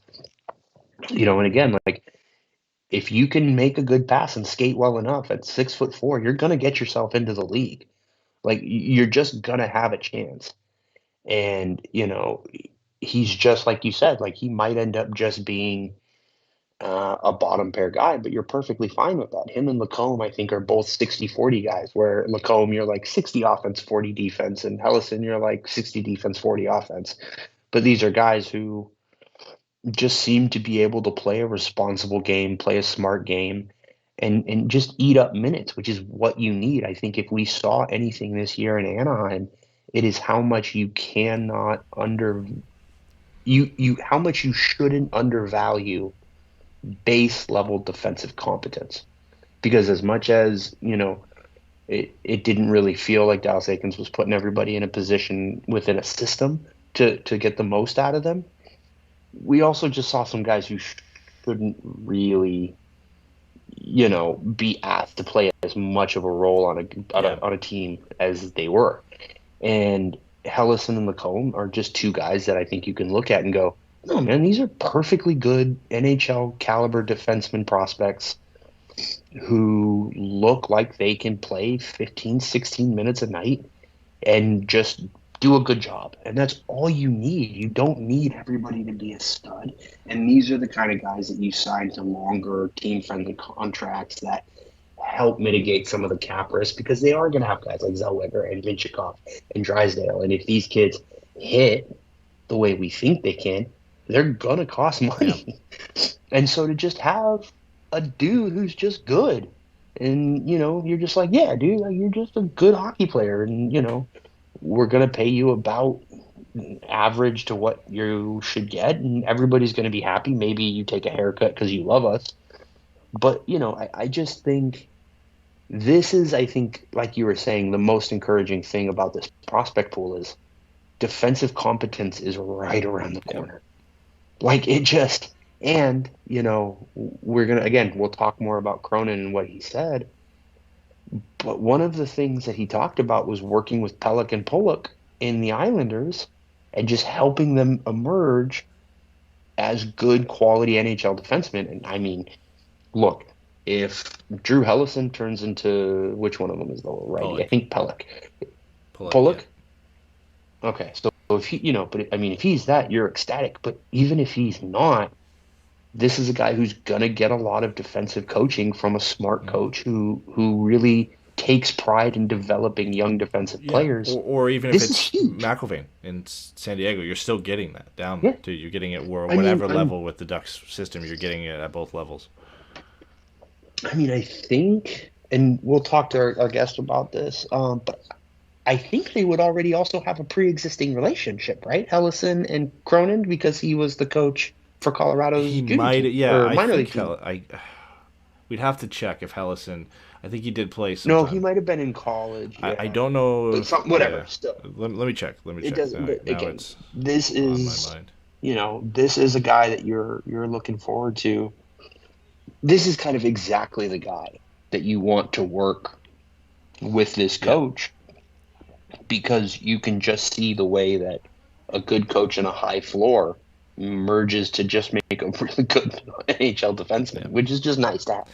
Like, I just don't think we can overestimate how important it is to just have a base level of defensive competence just structurally, roster-wise, right? If you can go 7 guys and you can at least say they can all play.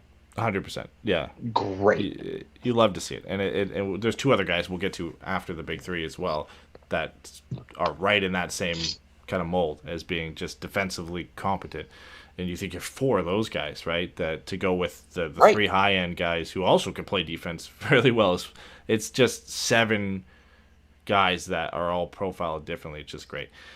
And we're leaving out the 4th guy who just missed an entire year. Jamie like, Drysdale, again, you are looking at a reasonable shot at having 8 defensemen who can all play NHL minutes. And they're all right around the corner. And one of them's already there, obviously, in Drysdale. But okay, I want to play a game here.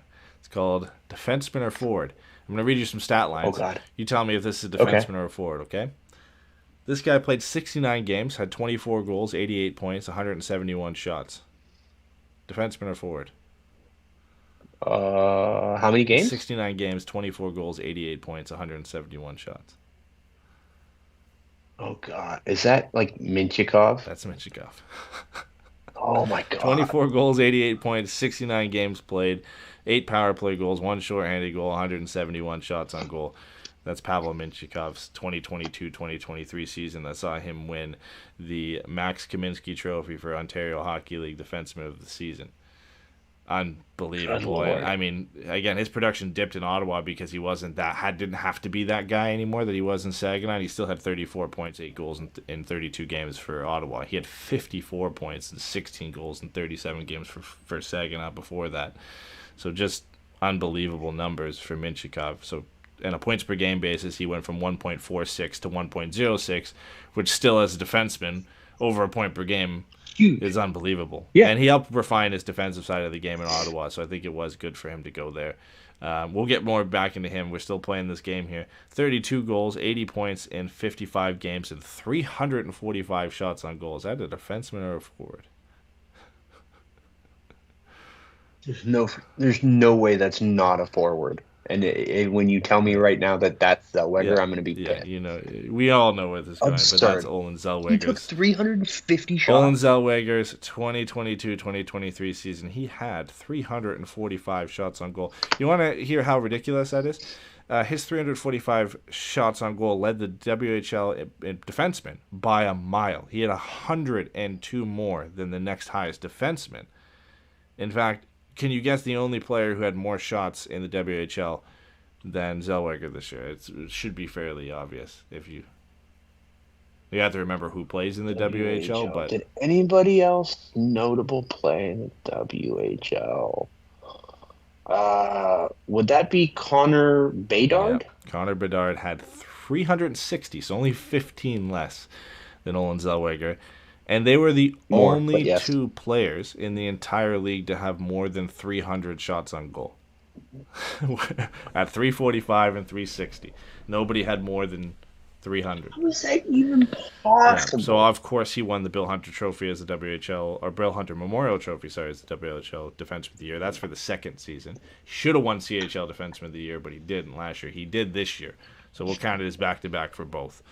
Of course, led the WHL defenseman in goals with 32, second in points, but he played less games with 80, so his 1.45 points per game led the group. And then, like I said, the 345 shots is insane. His playoffs were just as absurd. 29 points in 14 games played in his WHL playoff run. Historic run.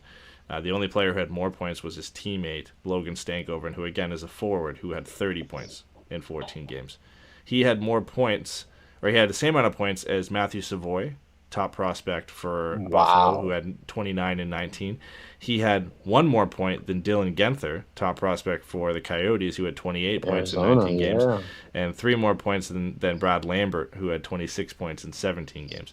And he played not a real person. 3 to 5 less games than all of those guys in that playoff run. Just unbelievable. Things didn't pan out. How many regular season games did he play again? Did you say 69? 55 and 80 points.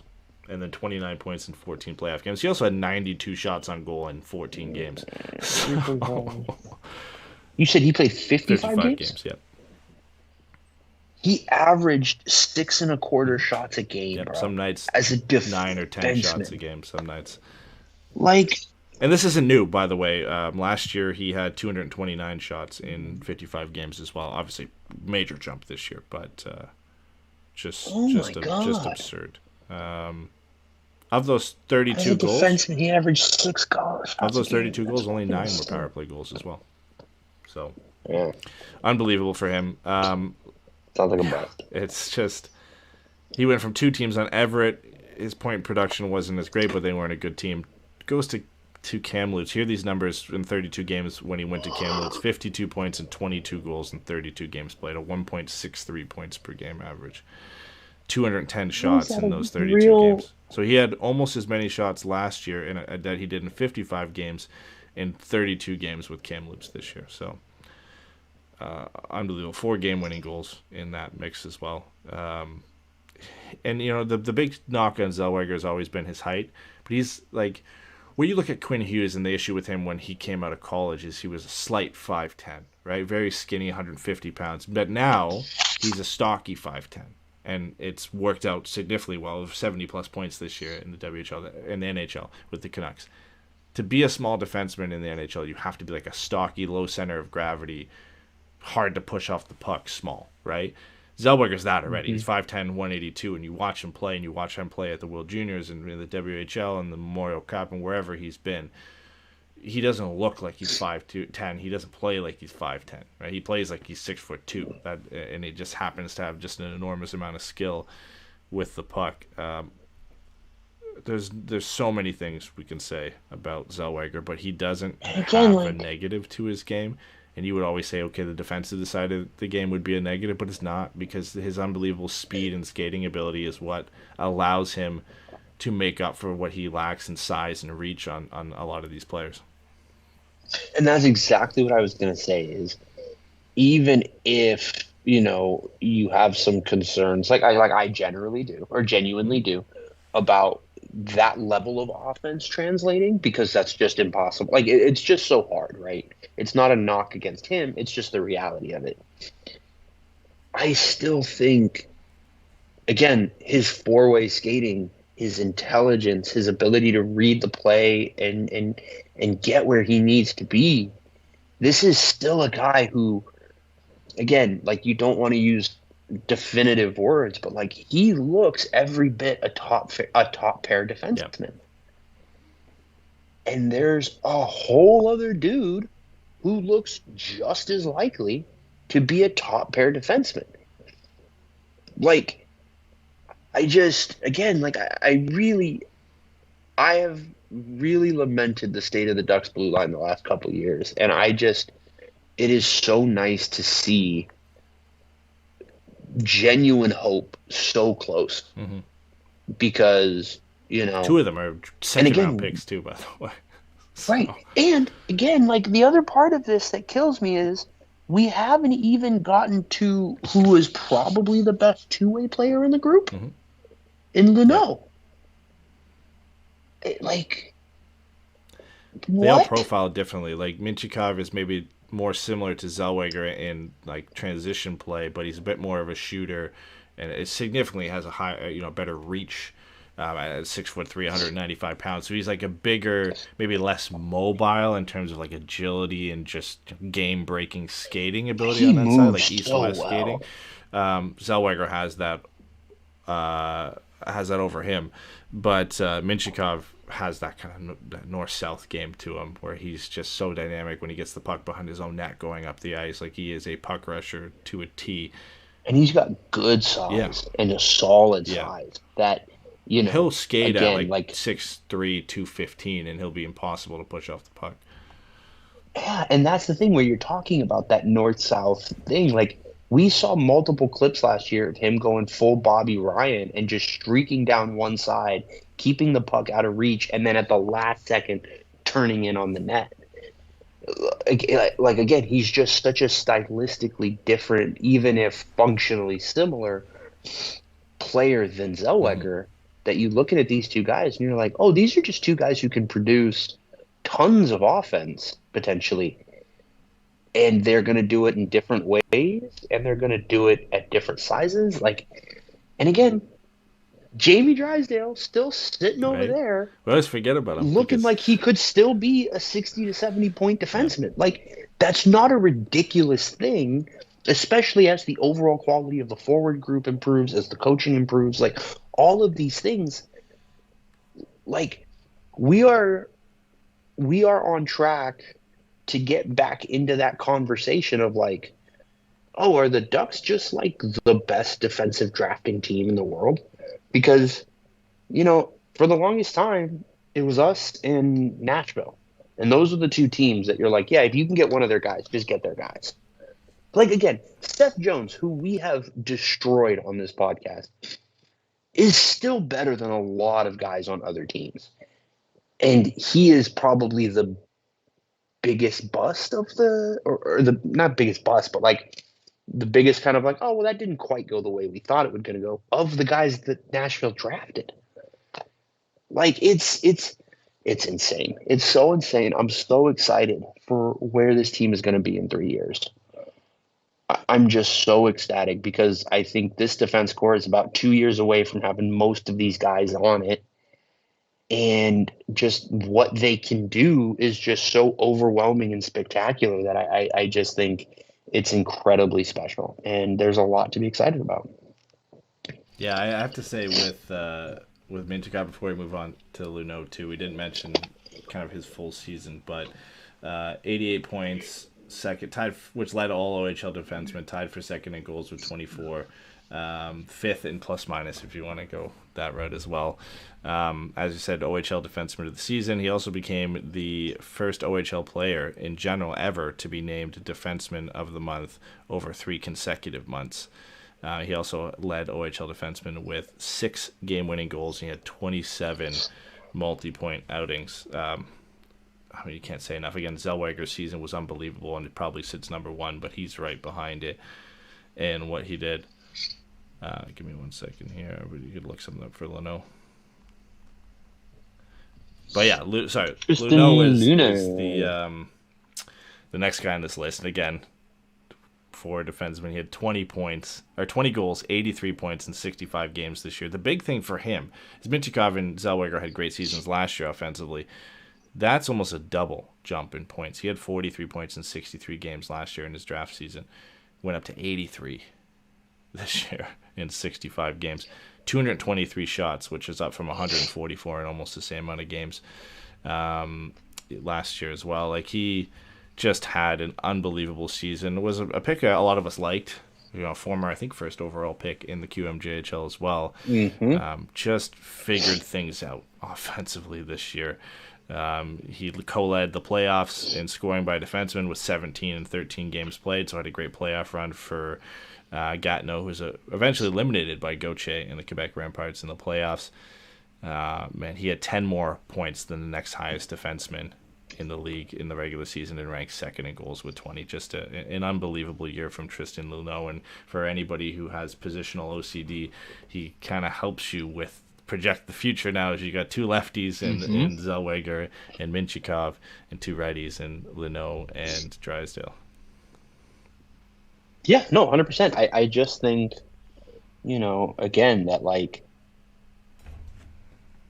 his jump offensively this season, like you said, was so significant, but also to a not insignificant in degree unexpected, because it was like Tristan Luneau is just a really steady 2-way defenseman who is going to be effective in transition. He's going to be able to make plays in the offensive end, but you're not looking at him as in that same realm as like a Matachuk, right, or a Mintyukov or any of those kind of guys, or what's the other kid who played for Seattle?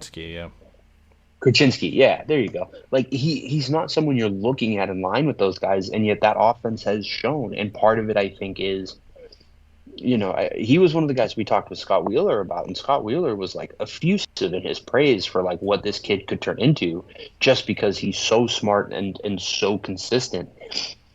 And it's like, oh yeah, and also he hit another level kind of people weren't expecting offensively without really giving up anything defensively. This isn't a guy who just committed to being an attacking defenseman. This is a guy who still played that same responsible 200-foot game and then just blossomed.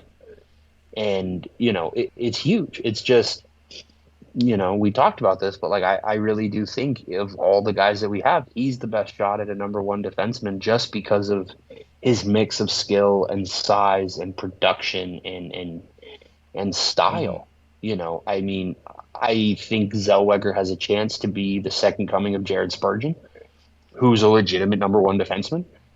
But if I'm betting, I'm looking at Luneau, who, I think me and you talked about this a little bit last night. Like, you hope maybe he could turn into a McAvoy type full 200-foot defenseman. just not a lot of weaknesses, right? And it's not that Mintyukov and Zellweger have glaring weaknesses, but for Mintyukov, it was his ability to read the game defensively, and if that's going to translate, he worked on that a lot this year, and I think that concern has come down a lot. And then for Zellweger, even if it's unfair, it's always going to be the size, right? That's always going to be the issue until he makes the NHL and becomes like a Quinn Hughes type player. Like, that's going to be the case. So if you're projecting who could be a number one, a McAvoy type player, I think, you're fair to say like Luneau, because no projectable weaknesses. The offense came together. That was the concern, and the fact that he was QMJHL Defenseman of the Year, 80-plus points, put that to rest, right? Like, he put that to bed. The offensive skills are there, and he just had a down season in his draft year before that.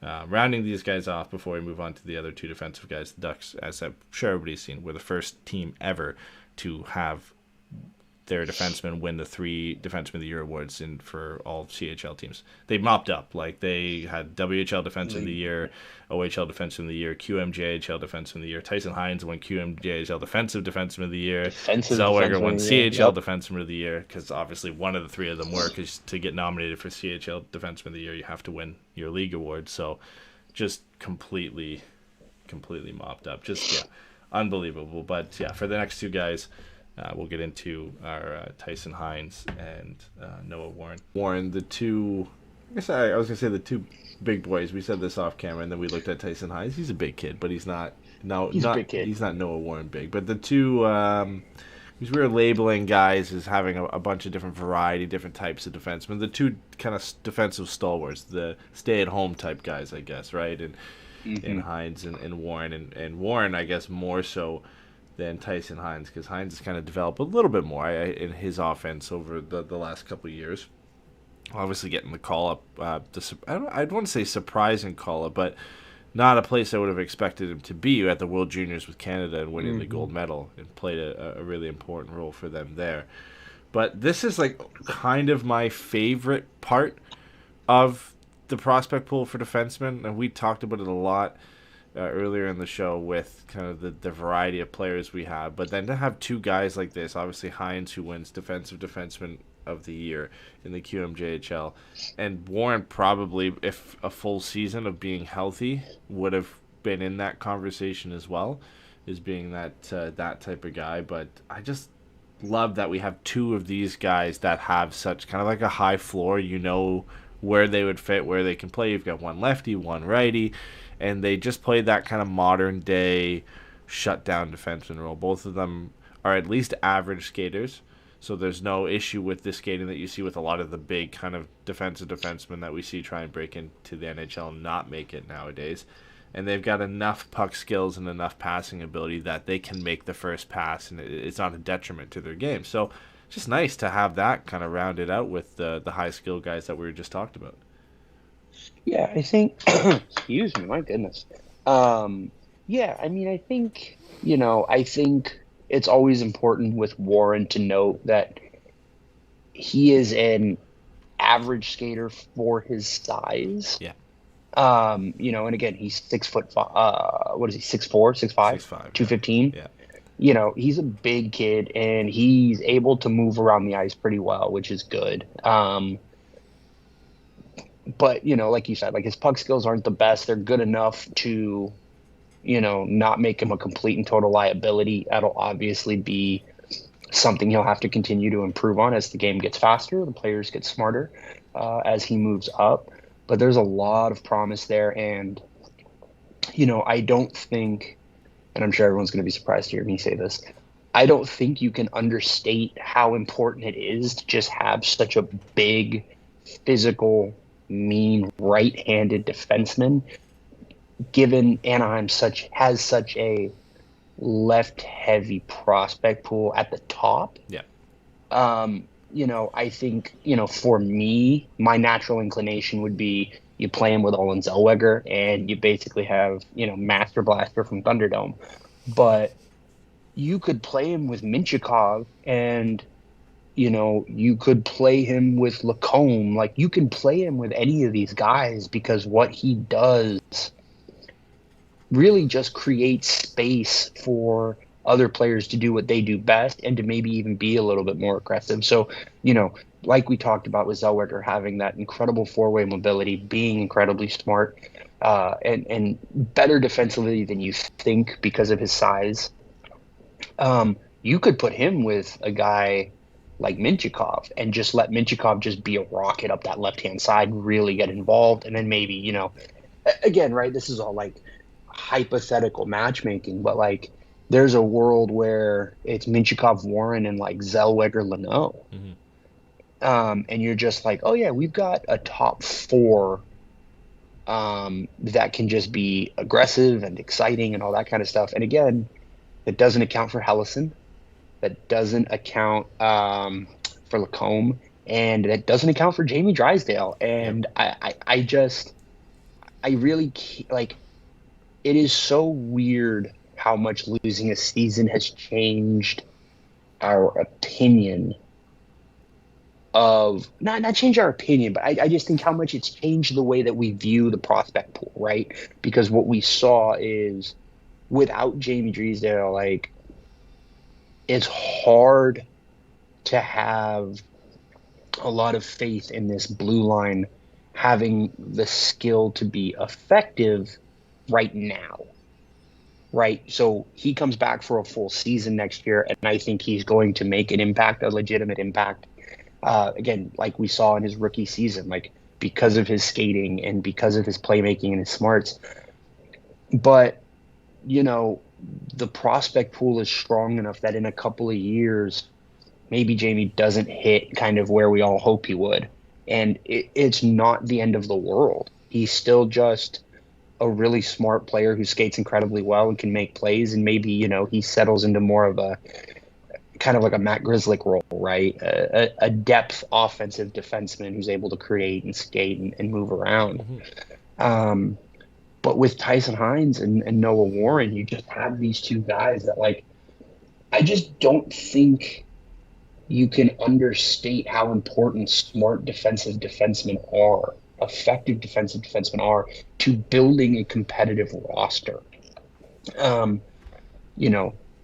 Again, like, it's nice to know we have guys that can move bodies around, right? And I think Hines is going to have to put on a little bit more weight, obviously. And Warren, like we said, is going to have to make sure that he's, even if it's just on the margins a little bit, just making improvements and strides with his skating and his puck skills. But they can just go out there and eat 15 minutes a night and just be big guys and move guys around and help clear the space out. And, we're going to get to the goalies in a second, obviously. And when you look at a guy like Dostal, who's not a very big goalie, having defensemen who can help clear some of the crap away from in front of him is huge. Like, Gibby's not a small guy. I think Gibby's 6'3". But he still at times had problems looking around guys and being able to find the puck because there was nobody on this roster who could move guys around. Like, Simon Benoit gave it a valiant effort to an extent. I think Dmitry Kulikov tried to, be a little bit aggressive, but also just kind of use his body more than that. But those guys just weren't really getting it done. And some of that is obviously going to be defensive scheme and stuff like that. Some of that is going to be, in Benoit's case, a little bit of development. But it's nice to know that there are guys behind them who, or there are guys coming up that can kind of project to be more effective in that role. Because again, as much as I love Benoit and I think it's a great story, there's a reason he was an undrafted free agent. Yeah. And I don't think it's kind of one of those classic things like where Martin St. Louis was an undrafted free agent because he was short. It's Simon Benoit was an undrafted free agent just because he was just still really raw, and there's a lot there. And I think if you put him on a good team and gave him some time, I think he could absolutely improve to be a solid 5'6" guy. But I think it's easy to say that the floor for Hines and Warren feels higher, and the ceiling is definitively higher in both of their cases. Yeah, no, 100%. And I think Warren's a bit more of the longer-term project because there's a few more things you have to work on. Like we mentioned, he is a good skater for his size. He defensively, there aren't too many weaknesses to his game. He's got a great shot, but it's just kind of that first pass and that kind of puck moving ability. Just at a basic level, at an average level, you want to get that up to an average NHL level, so he's not a detriment there. Where then beyond being a physical presence and a shutdown defender, there isn't anything there. It's one of those things like you almost can't not have that ability at the NHL level nowadays, right? So he's got to add that, and it's going to take some time. And he's one of those guys who will go back to Gatineau next year. He'll play a full season, play a big role. Team's still going to be competitive next year. Yeah, you think he'll be in Gatineau again next year? He has to. So he still has 1 year of eligibility. That's true, I guess. Yeah. Beyond that, and I think because he missed the beginning of the season with injuries, and he missed the end of the season with injuries, he didn't play in the playoffs at all for them. So I think he's going to play a prominent role with some guys moving on this year. And then beyond that, at least a full season kind of in the AHL the season after that, and maybe another, and then, picking up some games here or there. But the good thing is the Ducks have guys in front of them. We mentioned Hellison. We've talked about him before as a guy who fills a similar role and is in the NHL and played NHL games this season and will be kind of bouncing between both the American Hockey League and the NHL. So there's like a logical path there. Is you've got Hellison for now and see how he works, and hopefully he pans out. If not, you've got a longer term project in Noah Warren, who can slide in a couple of years if things with Hellison don't work out, right? So you've got a similar profile with that, and the good thing is the rest of the package is there for Noah Warren, and again, the puck control and the puck moving ability, that I feel like that's something that's a little bit easier to work on than if he was a below average skater at 6'5". It's almost like you're kind of dead in the water at that point if that wasn't developing, right? So, and then for Hines, I think he showed probably the most development of any of the defensemen, of all the guys we've talked about. Like, we know what to expect from Zellweger, we know what to expect from Mintyukov. They both worked on their defensive game this year.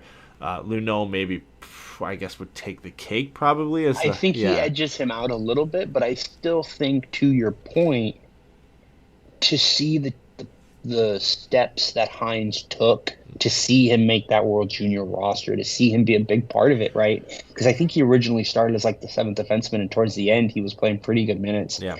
And again, like you said, he was that defensive defenseman of the year winner, and he is a player who has a bit more of a modern style to his game as far as his ability to defend. So I think if you wanted to say it's kind of those two, I think you're dead on. Yeah, and just the strides he took this year, again, for him to kind of, I don't want to say he wasn't on Hockey Canada's radar, but when you look at a lot of the defensemen who've been who could have been named to that team, who've been named to that team in the past, it's a bit of a journey for him to get to that point, and obviously they saw the value that he brought, and like you mentioned, throughout the tournament established a bit more of an important role. For Sherbrooke this season, he had 54 points in 56 games, which is significantly higher than any of his point per game averages in any of his prior season. Last year he had 35 points in 61 games split between two different teams. Doesn't really play any power play time for Sherbrooke as well, so the majority of those points are at even strength. Plays penalty kill, PK 1 minutes for Sherbrooke as well, and hence again QMJHL best defensive defenseman of the year. He's just a guy that kind of does everything, and then obviously the offense does come with time at any junior level. As guys get older and start aging out in that league, there's just a physical advantage and skill level advantage that they have on a lot of the younger guys. So you do see this, but that is you do see this often, but that's still a significant jump for him. And it's not like the team got significantly that much better in front of him. It's just some personal developments from him this year that kind of took his game to another level. And I'm excited to see what he does. I think he is eligible for San Diego next season, or he could go back for an overage season in the QMJHL. I think, honestly, he could be one of the many defensemen we've talked about who could make their way to San Diego for next season, which is great for Matt McIlvain to have a bunch of young defensemen coming into the mix. And it makes sense why you've seen guys like Henry Thrun opt not to sign in Anaheim, knowing, again, there's a lot of young defensemen in the roster already and a lot of young defensemen on the way, where even if he wasn't going to get those minutes at the NHL level, you might not even get those minutes at the AHL level. And it's why you see guys like Axel Anderson, go sign a 2-year contract in Sweden as well, with a lot of that competition coming into the roster, whether it's this year or next year, because we could see guys like Noah Warren link up with all of these guys next year, along with Ian Moore could jump up and get and sign and play next year. So you could see all of these guys we've talked about at some point be playing pro hockey within either this upcoming season or the season after. So I'm excited to see what he does. I think he profiles a bit different than a lot of the left-handed defensemen that we have, and is a bit more of a steady presence on the blue line. And something, I think, on the left side, when we look at Lacombe and Mintyukov and Zellweger and Fowler, who's already up there, beyond, like you said, Benoit, something that we don't have on the left side of defense. And I think Hines is a little bit more refined in that sense and has a little bit more to his game. Mm-hmm. Again, not a negative knock on Simon Benoit, but it does. No, it's the realities of who he is as a player. Yeah. And it just provides you the thought that there could be something more as early as this upcoming season, if not, 1 or 2 seasons out. Yeah, and I think, if you know that I'm wrong, correct me, and if I am wrong, I apologize. But I do believe that Tyson Hines spent a decent amount of time at the juniors, at Worlds, I should say, on his offside. So I think that is something that he's at least shown that he's comfortable enough or good enough to be asked to do at high levels, in meaningful games and things like that. And, me and you have talked about this 100 times. I really do think ultimately there are distinct advantages to having left, right, left, right, left, right. Like, I don't see how that's not a legitimate thing, especially when you're talking about the puck coming up the wall and guys being able to take it, and whether it's make a breakout or keep it in. But when you have guys who are comfortable doing that, I think TJ Brodie's a really good example of a player who has developed into being a right side defenseman who's strong despite being a left shot. The offense obviously isn't there with Brodie, but his defense is strong. He's a very good defender.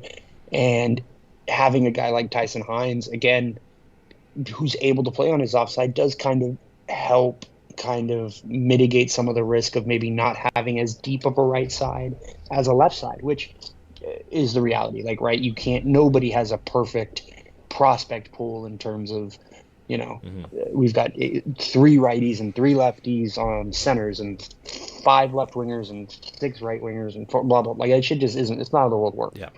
So having a guy that does seem to have some ability or comfortability, or comfort, I guess I should say. I don't know, I'm making up words now.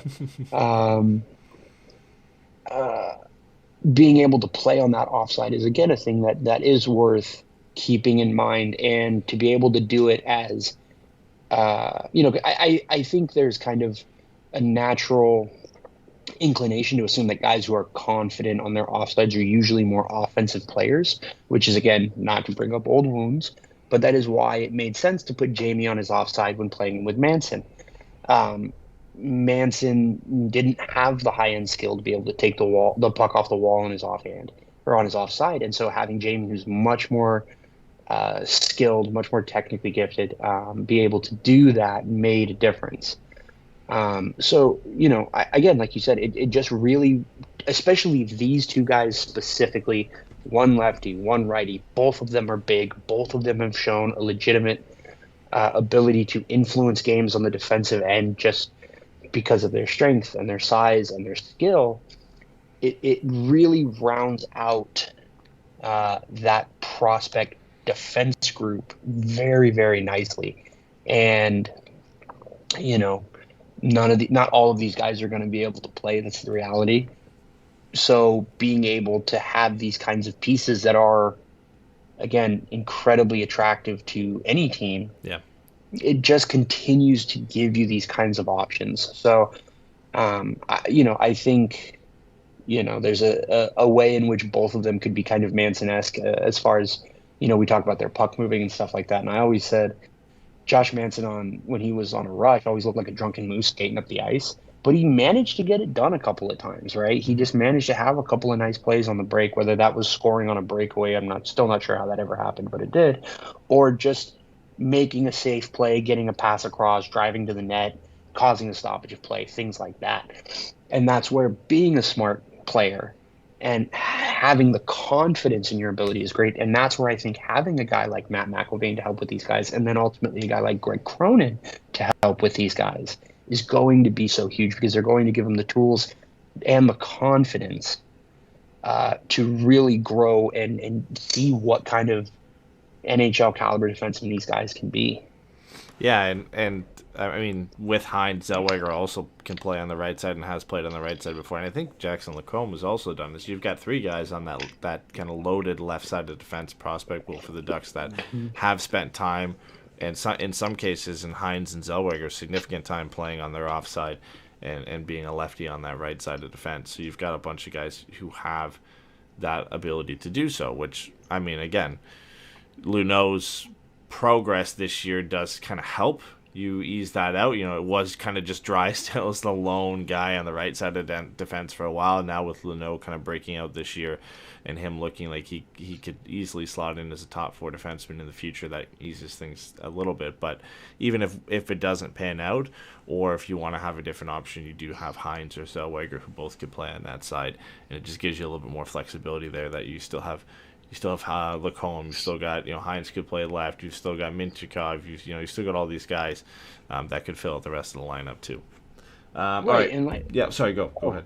No, I was just going to say, like you were saying, with Axel Anderson moving on, I think, for me at least, I don't want to necessarily speak for anyone else, but I wouldn't be surprised if this was a pretty common thing. He was a guy some of us were really kind of hoping would take big steps in the AHL, because, again, that right side was so thin for so long.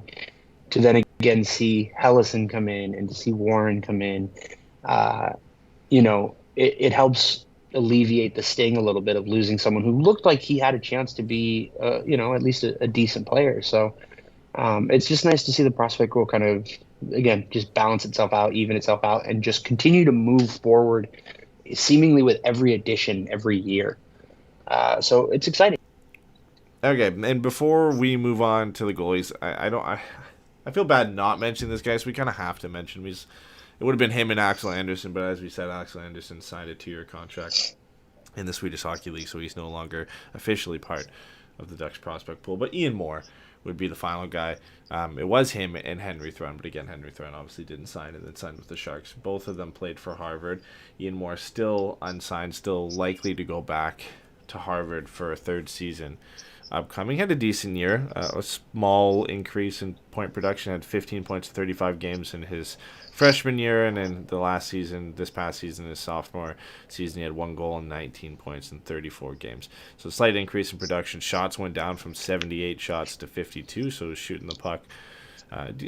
Wasn't shooting the puck a lot before, but definitely less this season, around 1.5 shots per game versus over 2 shots per game the season prior to that. Not any major changes. He's still a guy that is likely going to be a fringe chance to make it to the NHL, but he's got a decent toolkit, around a slightly above average skater, a bigger kid certainly than when he was drafted. He's skating at 6'3", 185 now, so that bodes well, and at least on a physical profile for him to make the NHL level. But we've again said this a lot about a lot of these guys, but this upcoming season for him will be the time to kind of set the gap on these past 2 seasons and show some advancement in his skill set and on the offensive side of the game.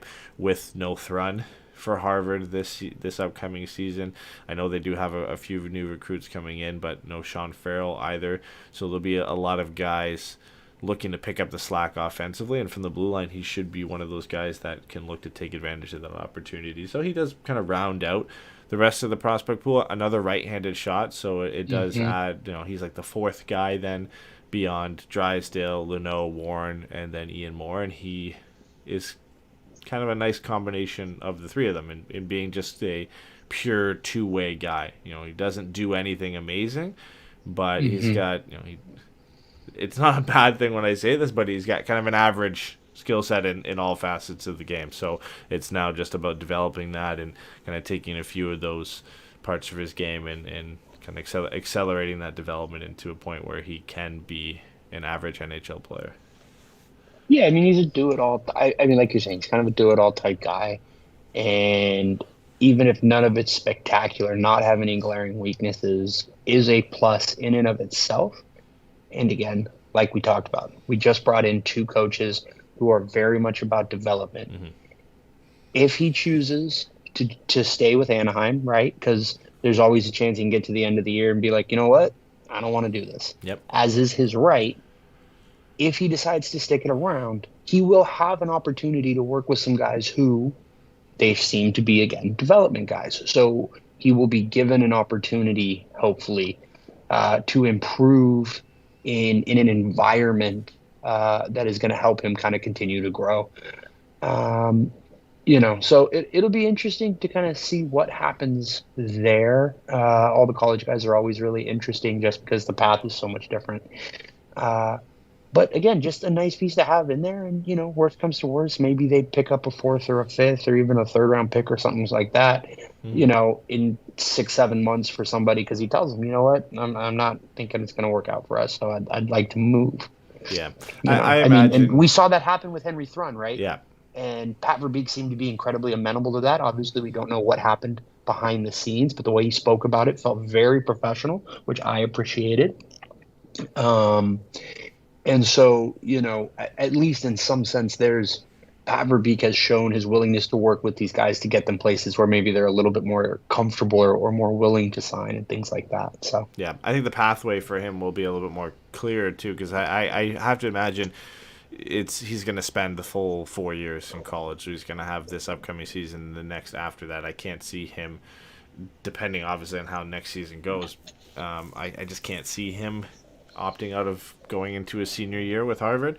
So I imagine that decision will come not at the end of this upcoming season, but the season after that. And by then, you'll know, or you'll have a better idea of Zellweger and Mintyukov and Luneau and Warren and those guys, because they'll, at least if not already be at the NHL level, they'll, the majority of them will still be at the American Hockey League level. So there'll be a bit more of a clear path for him to see if he can actually get game time. Well, I doubt he jumps right into the NHL, but even game time, significant game time, top 2 pairing minutes at the American Hockey League level. So he'll have a good look at, and be able to tell where he fits in the roster. And like you said, I mean, if things don't pan out, I would have loved to keep Thrun, but you can see why he opted to move on and sign for a team like San Jose. There's just a clearer route for him to make it to the NHL sooner rather than later. And listen, if I was in his shoes, I probably would have done the same thing. If you're looking to make a career out of it, obviously, which all of these guys are, you have the opportunity to pick your spot at that point.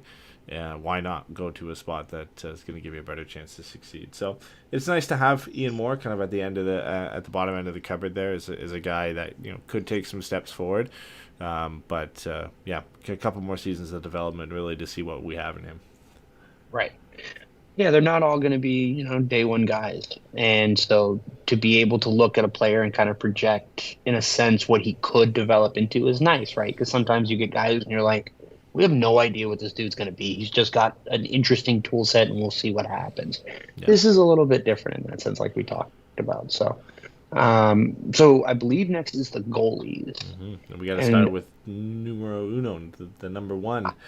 So here's the thing for me. I think this is what we have to start with. Oh. And we don't need to go super in-depth about this part.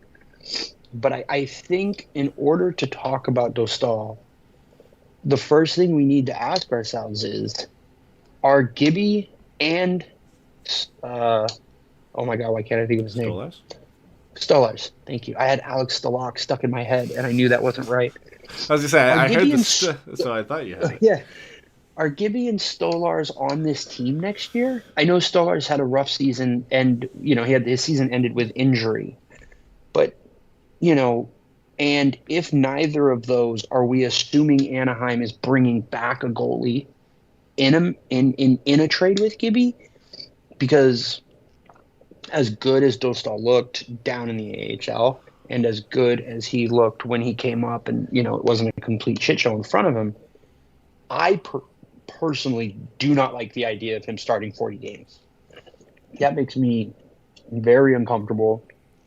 I don't think there's worth it. I think you can look at the way Freddie developed. I think you can look at the way Gibby developed, and both of them had a clear number one in front of them. Mm-hmm. I don't think this is going to be the case because Gibby does seem to be ready to move on. The team does seem to be ready to move on from him. Stolarz isn't a number one goaltender. But like we've talked about in the past, like a guy like Cam Talbot, maybe even a guy like Matt Murray, if it ends up being something going on with Toronto, right? Is there a world where you think Lucas Dostal next year starts 40 games? Like, is that because like, I think it's possible, but it scares the shit out of me. Yeah, I think it's possible. I mean, he started 17 this year, and that's spending the majority of the first half of the season in the American Hockey League. So I think it's possible. I think it's ideal. Probably not. It just depends on who else is there with him, right? Like, I think if you can get, like you said, a Cam Talbot, a veteran netminder who you probably also don't want starting 50-plus games, if they can split the load there, and then, ultimately, I think if that's the case, and I imagine it is, I think John Gibson is likely gone. The difference between, we've said this every year, but the difference between this year and last year is there's a lot of denying going on from his end and his agent's end, saying, listen, like, that's not happening, I'm happy to stay here. We've seen a lot of rumors come out lately that he's looking for, the Ducks and him are both looking for kind of an amicable situation where they can move on from him, and there's nothing that's come out and said that's not true. So it does feel like we're getting to that point where the Ducks are going to move on from John Gibson this season. I imagine a lot of that depends on the dominoes falling with Connor Hellebuck and where he goes and how that situation pans out, and then teams move on from losing out on Connor Hellebuck and looking at the free agent options and who else is out there, and John Gibson is probably near the top of that list of goaltenders who will be available. But yeah, I think they do need to bring somebody else in. I still wouldn't even be comfortable with Dostal and Stolarz next year, because I agree. I think you get put in a situation where you have to start Lucas Dostal 40 games. I think that's the danger. It's like, if he starts 40 games, but he's starting 40 games plus because he's playing well, then fine. But I don't think you want to get put into a situation where he's being forced to start 40 games because the other guy you have playing with him also can't be a starter at the NHL level, right? So that's the dangers where, okay, he goes on a bad stretch, but we don't have any other options, so we have to play him. That's where I can think it can be detrimental to his development to do that, to keep throwing him into the fire. Whereas if you have, a veteran netminder like, again, Cam Talbot or whoever else, you sign somebody in free agency, somebody that can take the load, that's been used to taking the load and even used to playing in bad stretches but still playing games, where it's fine to give him a rest and sit him for a few games despite struggles from a veteran netminder. That's fine. We know this team isn't going to be great next year. We know there's going to be struggles, but you'd rather those struggles and those hardships fall on a veteran netminder who's been through it and kind of help Lucas Dostal do that along the way. Other shoulder. Mike. Is that a cat? Yeah, it's a cat. Oh. You can see, like, sorry, anybody in audio, you can see like the edge of it around my mic, so it looks really weird. Looks like That's so funny. Yeah.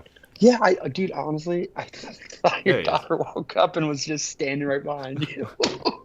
Now you get I was like, oh no, Eddie, Dad.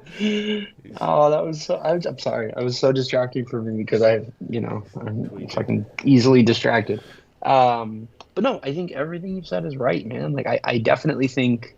Sure, you can definitely say there's a world where he starts 35, 40 games because he just looks good. The team has some better structure than they've had in the past, and it doesn't feel like he's carrying the weight of the team on his shoulders. Yeah. But again, like you said, you don't want to be back into a position where you need him to play that. And that's why I do think, the Stolarz injury is such an interesting thing because, like, what was the extent of the injury? What is the extent of the rehabilitation process? Like, what is the odds that he's ready to go from day one? I do not know the answers to that. If it's out there, I haven't seen it. Obviously, but like, I think this feels like a team where you maybe want 3 guys who can start 30 games. Mm-hmm. And if that's where they end up, then I think that's okay. But I just, again, with the way that this team has been built, with the way that this team has been talked about and where they're at in their process, there's a lot to be said of, we don't need to rush anybody into a situation. And I think it's more than fair to say that Dostal has looked like he's ready to make the jump full time. But being a full-time NHL player and being a full-time NHL starter are so vastly different And that's, again, like we're saying, the thing you don't want to find yourself backing into is being like, oh shit, we need this kid. And all of a sudden you're burning him out, right? Because, like, to use a name that we've been talking about, I don't think Cam Talbot ever recovered from starting 72 fucking games for Edmonton. Yeah. I don't think he ever recovered. And I don't, I think he was probably 25, 26. So if you want to say maybe it was a little bit of a different situation, I still don't think he ever recovered from that. And I think we've seen plenty of goalies and players in general who played too much, too fast, and weren't able to get it together. And again, like we said, there's no rush with this team. There isn't any expectation that this team should be pushing for a playoff spot. This team's if this team wins 30 games next year, I feel like that's a miracle.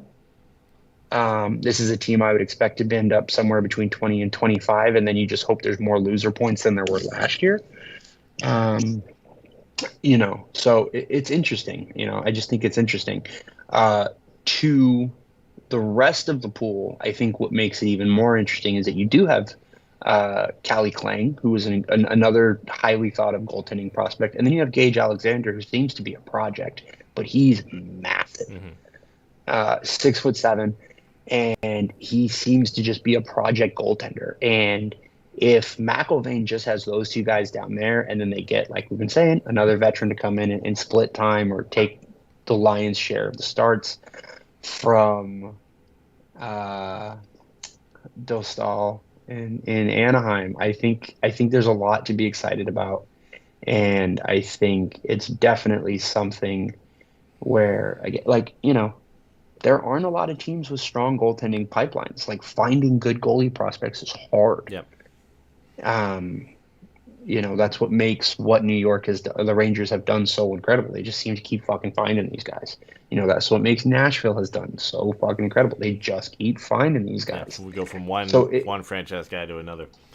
And the Ducks have sort of done that in a sense, right? I 100% agree. You've got maybe Shigera, not to the same level as those two teams, you've got like Freddie. a Rene de Saros and a Lundqvist to Shesterkin, but a Shigera to Hiller to Freddie to Gibson, those are legitimate They've had goaltenders. Top 15 starters, yes. Right? With the understanding that there's 30 to 32 starters, however you want to look at it. Mm-hmm. Depending on the timeline.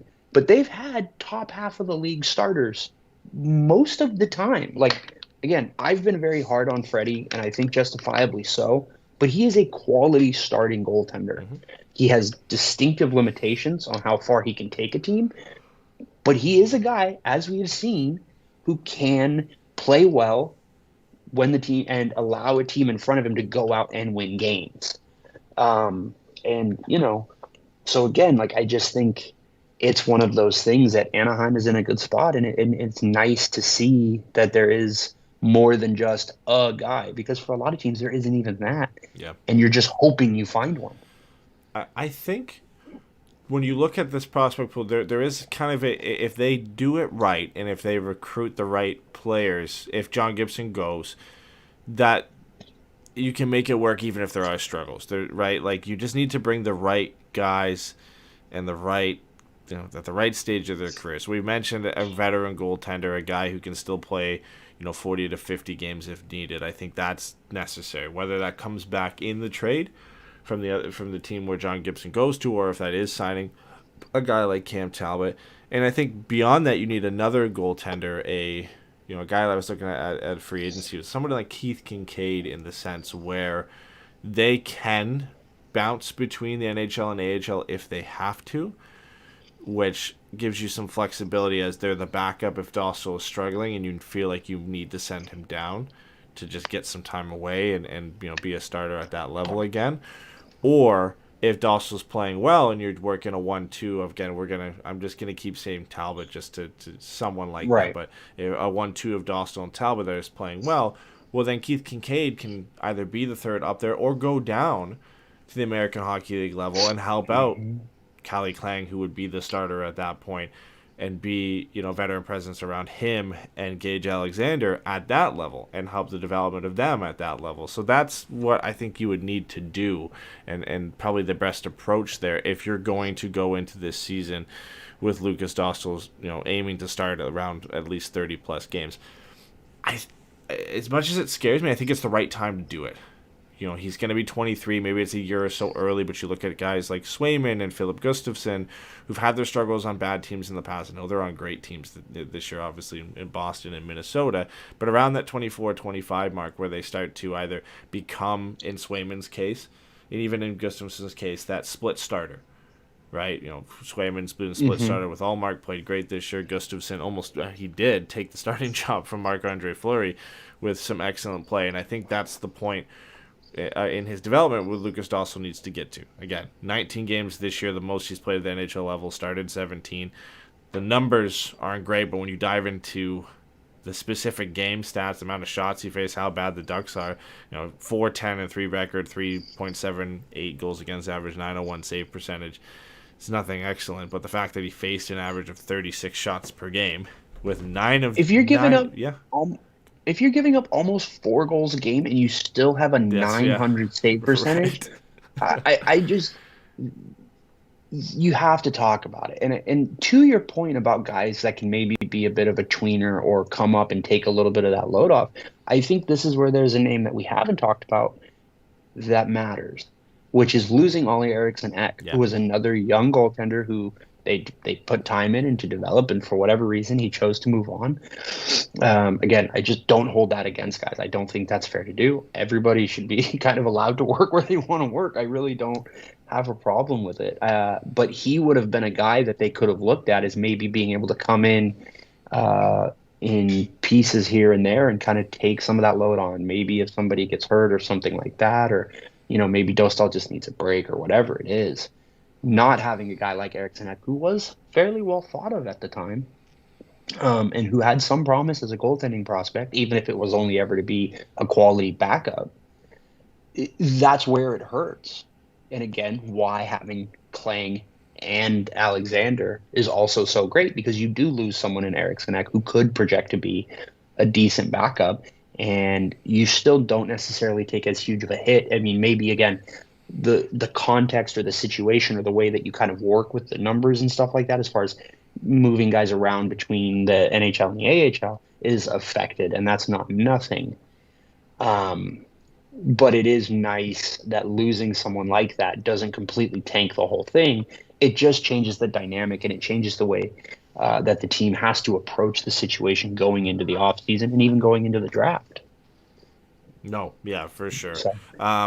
And even, again, finishing off on Dostal, too, we mentioned how the fact you have over 900 save percentage on almost letting in 4 goals a game, even at the AHL level, 2.97 goals against average, a 912 save percentage, despite an 11-21 record, just shows you how bad the goals are and how good and how many shots he faced. And there was a few 50 save performances at the AHL level this season. I think there was a 50 save shutout at that level too. And then, as I mentioned too, at the NHL level, an average of 36 shots per game over those 19 games, 17 starts is unbelievable. 9 of those games he faced over 40. 9. That's almost half of the games he played in. And that's if that's all in starts, that's more than half of his starts he faced over 40 shots. And he had 3 40-plus save performances. That's a tough situation for a rookie netminder playing in his first kind of season as a backup netminder, playing almost 20 games, to have to go in there and face that. It's not an easy situation to go into. And he looked great. Even the games, and a lot of those, the numbers are inflated. I think there's 3 or 4 bad games there where the Ducks just weren't having it that night. He let in 6, I think 7 one night, 5 another night. So you've got 3 of those games that kind of just really bump up those numbers. And even in those games, as much as we've seen it with John Gibson too, it's not his fault that the score was, that he got, rung up for 6 in that game, right? It just was how the Ducks played last season and how poor they were on defense. I like the situation if he can be that split starter next year, at least start that way.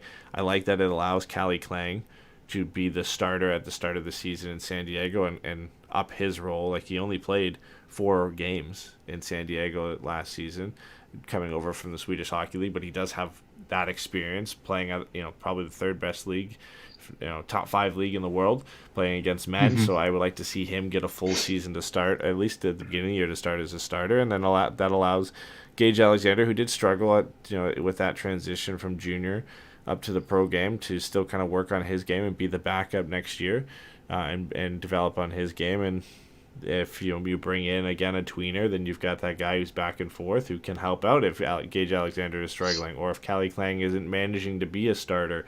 You've got a veteran who can come down and take the reins for a bit and let both of those guys kind of cool down, get some rest, and then again, come up and help out Lucas Dostal in the same sense there if he's having his own struggles. So I like what they have. I like, obviously, Lucas Dostal. The Ducks need him to hit, so there is some pressure there. But having a few different options there, Calle Clang is an excellent goaltending prospect and is flying under the radar a little bit just because of the success that Lucas Dostal has had and kind of the hype around his name. And then again, Gage Alexander, struggles last year, but provides a bit of a different profile to these guys, with Dostal and Calle Clang both being 6'2", and the fact that Gage Alexander is a wall at 6'6", it gives you a bit of a different profile, a bit of a different option to look at. So this is kind of for a different podcast, but I'm going to bring it up anyways because screw it. I wonder if Chris Driedger is an option, because they seem to be looking to move on for him. There was some talk even in The Athletic about them buying him out. They've got 3 seconds this year, 2/3 next year. I wonder if he's a guy that maybe they could kind of bring in to do that. And, again, he's got I think he's got like a $3.5 million cap hit, which helps for a team. Again, I think we all kind of safely assume that the Zegras and Terry and Drysdale and even to some extent Lucas Dostal, their impending contract extensions or whatever they are going to help there. But 3.5 is a great little bit of a bump, and they could pick up an extra asset in the process. And if they had to waive him and he got claimed, I don't think anybody's crying about it. The other guy, and I can't believe this is where we are, Edward, but when you talk about tweeners, I do think is a very interesting prospect. Not prospect, but like an interesting idea. Yeah. Is Martin Jones. Yeah. So I saw his name if at Martin the top Jones of the list there is the third goalie, right? Like if he's just like your like your 2B basically. Mm-hmm. I don't know that that's the worst thing in the world. He's a guy who's been able to play minutes. He got shelled last year, and they still won a whole bunch of games. Played for some bad teams, yeah. So it's not. Plus, it'd be funny if he ever pitched a shutout against the Kings. Oh. Would he be the first guy to play for San Jose, Anaheim, and LA? I'd imagine so, right? He might be, because Roenick didn't play for Anaheim. Timu didn't play for the Kings. I don't think Shields. If he's not the first, he's one of LA. very few, if not. I don't think Grimson played for San Jose. I don't think Bilesma played for San Jose. Yeah, that's an interesting one. That might be a whole other thing about, I wonder how many different players played for all three of the New York, New Jersey teams, right? Yeah. Like if somebody played for the Islanders, the Rangers, and the Devils, or you can do that same thing with the Devils and Pittsburgh and Philadelphia and all those kinds of things. I just, I wonder about stuff like that. Those kind of because we've seen a number of guys play for two of them. But I don't know. But he'd be the first. But yeah, I think he'd be a good option. We've all had our fun with Martin Jones over the years, but veteran netminder who's played in including NHL scorers. Yeah, played in a lot of different situations. But if we're talking ourselves into Cam Talbot, I don't know why you can't talk yourself into Martin Jones in the same sense as being a guy who can still play 40 to 50 games and help Lucas Dostal out, and be a guy who takes the brunt of some of these bad games if you need to sit Lucas Dostal for a bit or send him back down, right? So I do think he would be a great option for the Ducks to bring in if it was, again, on a shorter term, 1 or 2 year deal, just to smooth things over, not at a ton of money, until Lucas Dostal is ready, whether that's this season or next season, to take over the starting job, hopefully sooner rather than later. But I think you definitely need, if you're moving on from John Gibson and Lucas and Anthony Stolarz, you need a veteran netminder in there that can help ease the load, because you don't want to put all the pressure on that kid and have him have to play games, especially if he's not doing well and if the team's not doing well. Right, absolutely. You want to try and pronounce this last guy's name? Ooh, yeah. Let me bring the doc back up. I closed my phone. The one of the few Russian draft picks that the Ducks have made recently, along with Artem Galimov. Oh, Budiets Vyacheslav? Yeah, I'm not gonna lie, man. I think that's pretty close. Budiets, I think that's how you say it. Wait, is his name backwards here? Oh, it is. Yeah, that's the funny. KHL website puts their first name last. Budiets is a quality last name. He had a great season. He didn't play any KHL games, but he played in the VHL, which is the AHL equivalent, I believe, to the KHL. 933 save percentage, 18-12-4 record. Not so great in the playoffs, but his team got swept 0-4, and he got pulled in one of the games. I think they played a powerhouse in the first round. So they ended up having a tough go for it. But really good regular season. 20-year-old netminder. Don't have a ton on him. He was a late pick, and it's tough to data mine any sort of information from Russian, especially not let alone the KHL. The VHL is almost impossible to find any footage or anything on players, let alone netminders. But numbers-wise, looks like he had a pretty good season. Improved on his season from last year, where he split time between the MHL and the VHL, and the MHL is the junior equivalent in Russia over there. So, again... Did you see who his KHL team was last year that he would have been playing with? Yeah, he would have been playing with Pavel Mintyukov. He was an HK Sochi guy. So, if the second overall pick gets weird, we might have a plan. Mm-hmm. We might have somebody over there hanging out, just being like, Matt, are you ready? We're just gonna get on a plane. It's gonna be fine. Yeah, we've been debating Fantilli versus Carlson this whole time. Meanwhile, Pavel Beek's been sitting on a Matvei Michkov at number 2 pick this whole time. Which, hey, I if he's going to take anybody other than Fantilli at 2, that's the only other one I'm comfortable with is taking. Couldn't agree more. Yeah, I like Carlson a lot, but if they're going to take Carlson, I'd rather try to trade down. Yeah, I don't see a world in where it makes sense. It's another long term. I mean, we mentioned this kind of with Ian Moore, and even Noah Warren to an extent. In this end of the prospect pool, it's the netminders. Another longer term project. A guy who's playing over in Russia is probably a couple years away from even making it over to the AHL level. But when you see guys like Lucas Dostal, eventually Calle Klang and Gage Alexander, we're going to see what they are in the next season or two, and that allows a nice transition period for Budiets to hopefully get into the pro level at some point, take over a spot from one of these guys, and kind of start to develop his game over here. So. And I need him to come over. I need a San Diego Gulls jersey that says Budiets. That's just such a good last name. Him and Galimov to come over, both to San Diego. Oh my God! If Galimov played for the Gulls, I might have to get season tickets and just make my way down there as much as possible. That would be so cool. It'd be great if they all came over next season. Think they could just and you had Michkov in his bag? Galimov, Mintyukov, and Budiets. You had a Russia on each position in San Diego. How great would that be? Truly the most beautiful thing in the world. It's gonna be the first time in a long time, if not ever, that the Ducks have had 3 Russians, 1 at each position in their prospect pool. Yeah, no kidding. Since the Cheestop. So I guess, because unless you have anything else specifically with the prospects, I guess there's a couple of big picture questions I have for you, and then we can get out of here. That's it. I don't have anything. Okay, so I guess the couple of questions I have, big picture, is what do you think this prospect pool needs? Whether that's a positional thing or a particular skill set or whatever. What is the one thing that you feel the prospect pool is lacking? Yeah, it's lacking exactly what they're going to get at number 2, and that's a elite high-end forward prospect to this pool. Even if you had have considered McTavish still part of this prospect pool, I would have still said the same thing.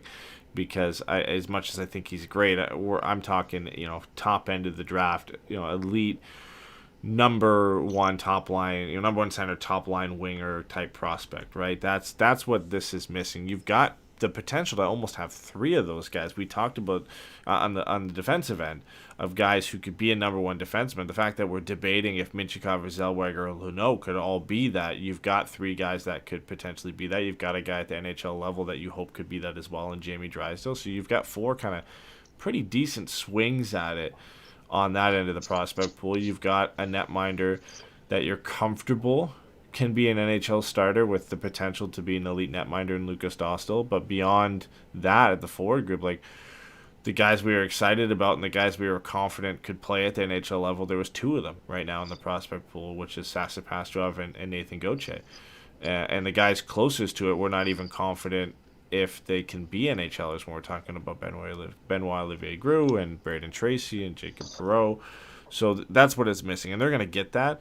And honestly, depending who's available in the second round, or if the Ducks get another first-round pick or can trade up to the first, I think they should be taking forwards as much as they can early on in the draft here to just kind of replenish that end of the prospect pool, right? Like there is a weakness there in that we've seen some guys graduate, but there is a desperate need for that. And I think once you hopefully get Fantilli at 2, immediate injection into the prospect pool with an elite talent there. But there's a lot of good guys to be had in the late first, early second round, and the Ducks have 3 second-round picks where they can go out and nail some of those. And I mean, we looking at on the defensive side, Luneau and Zellweger both being recent second-round picks for the Ducks. There's some confidence there that they can go out. So is Warren. Yeah, that they can go out and get one of these guys, right? So, yeah, that's for me is what the prospect pool is missing at that point, and it's really the only piece it's missing for me. It's already a top 5 prospect pool in the league, and you add a guy like Adam Fantilli to that, and some really good second round picks on the forward side, and you're looking in pretty good shape to have a lot of good young prospects on the way. Yeah, it's interesting because I don't think for me the way that I look at it is, and this is stupid, but whatever. It's never stopped me before. I think for me, it's not so much about like impact forwards or like what, like it's just raw goal scoring talent. Yep, for sure. That's the thing for me, because I think with Gaucher, with McTavish, even with Zegras, and still having Terry, you have guys who can play the full 200 feet. I know Zegras isn't great, but I think there's going to be some development. I think Cronin is going to be great for that. I think, I think he's an incredibly fiery player. I think he's a competitor. I think he wants to get better, and I think he wants to win. And so for me, I don't have any concerns about Zegras, at least from an effort level, investing in the defensive side of the game. He has 30-ish goal potential. Troy Terry kind of looked at one point like he might have 50 goal potential. I think we can safely say that's probably closer to 35. Yeah. I think McTavish has 30 to 35 goal potential.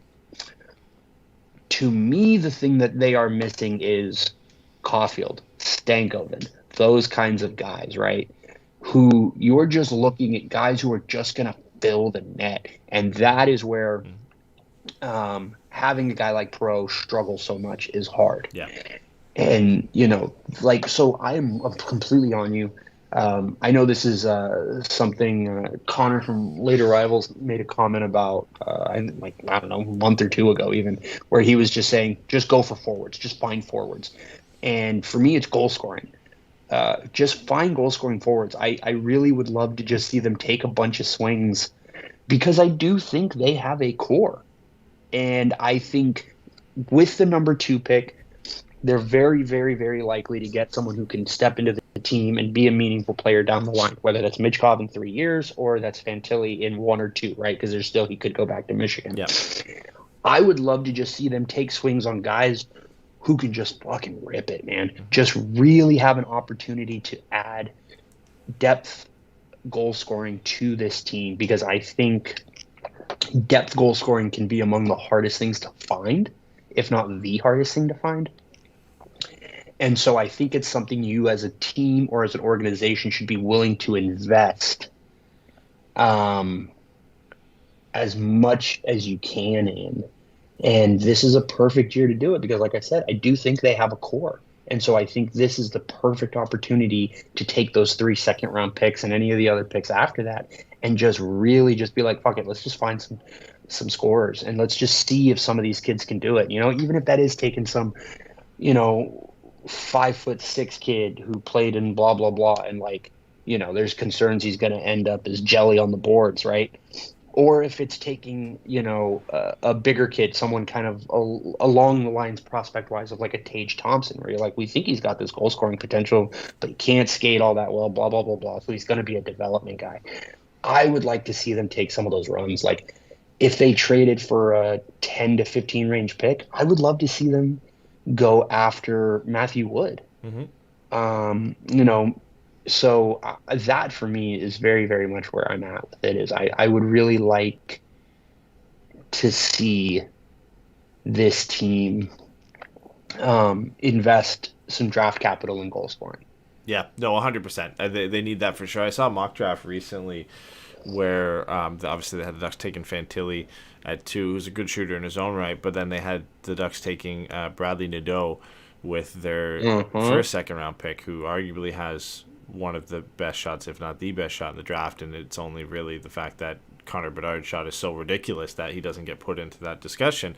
But, the names of that he gets mentioned in with guys who have the best shot is Bedard, Mintyukov, Colby Barlow, Andrew Cristal, Braden Yeager, who are all guys who could go in the top 15 easily. And Nadeau is projected in the late first, early second, because he's 5'10" and he's a center, and that's going to put his stock down a little bit. But he'd be a guy I think the Ducks would definitely need to focus on. Again, that does help you get a high value forward with the second round pick, like I mentioned. But they do, you're 100% right. The profile they need is goal scorers, and especially with the fact that Jacob Perreault hasn't panned out the way we hoped it would. Because that was one guy you hoped would be at the NHL or at least excelling at the AHL level right now, that you'd have some hope and promise that he would be a guy that could be a 30-goal scorer, but now that feels like it's slipping away. So you definitely need to do that if you can somehow get back into the 15 to 20 range and get a Colby Barlow or a Braden Yeager or something like that to get a real high-end shooter, and then also get Nadeau in the second round. Then you're laughing to get Fantilli, one of those guys in Nadeau. So yeah, definitely needs to be a focus there. Again, always a proponent of take the best player available, but there is a desperate need for goal scorers and guys who are hungry to put the puck in the back of the net. The Ducks don't have a lot of those guys in their prospect pool. And it should be a major focus, man. It really should. If you're looking at any profile that they should be bringing in, it should be at least a few of those guys coming out of the first 3 rounds. My second question. Of all the guys who have not yet played an NHL game, so that takes Lacombe out of it, that takes Helleson out of it, whatever. Yep. Who are you the most confident will play 300 games with Anaheim? 300 games. It's about 4.5 seasons. Oh. No, that's actually not 400 because 82, 340. So that's just under 4 seasons. I'm going to personally, I guess I can't even. I was going to say I would personally exclude Lucas Dostal, but he's played an NHL game, so we can't include him anyway. Also, 300 games as a goalie is very hard. Yeah. So let's say skaters. Yeah. Oh man. I'm gonna say Olen Zellweger. Ooh, I like it.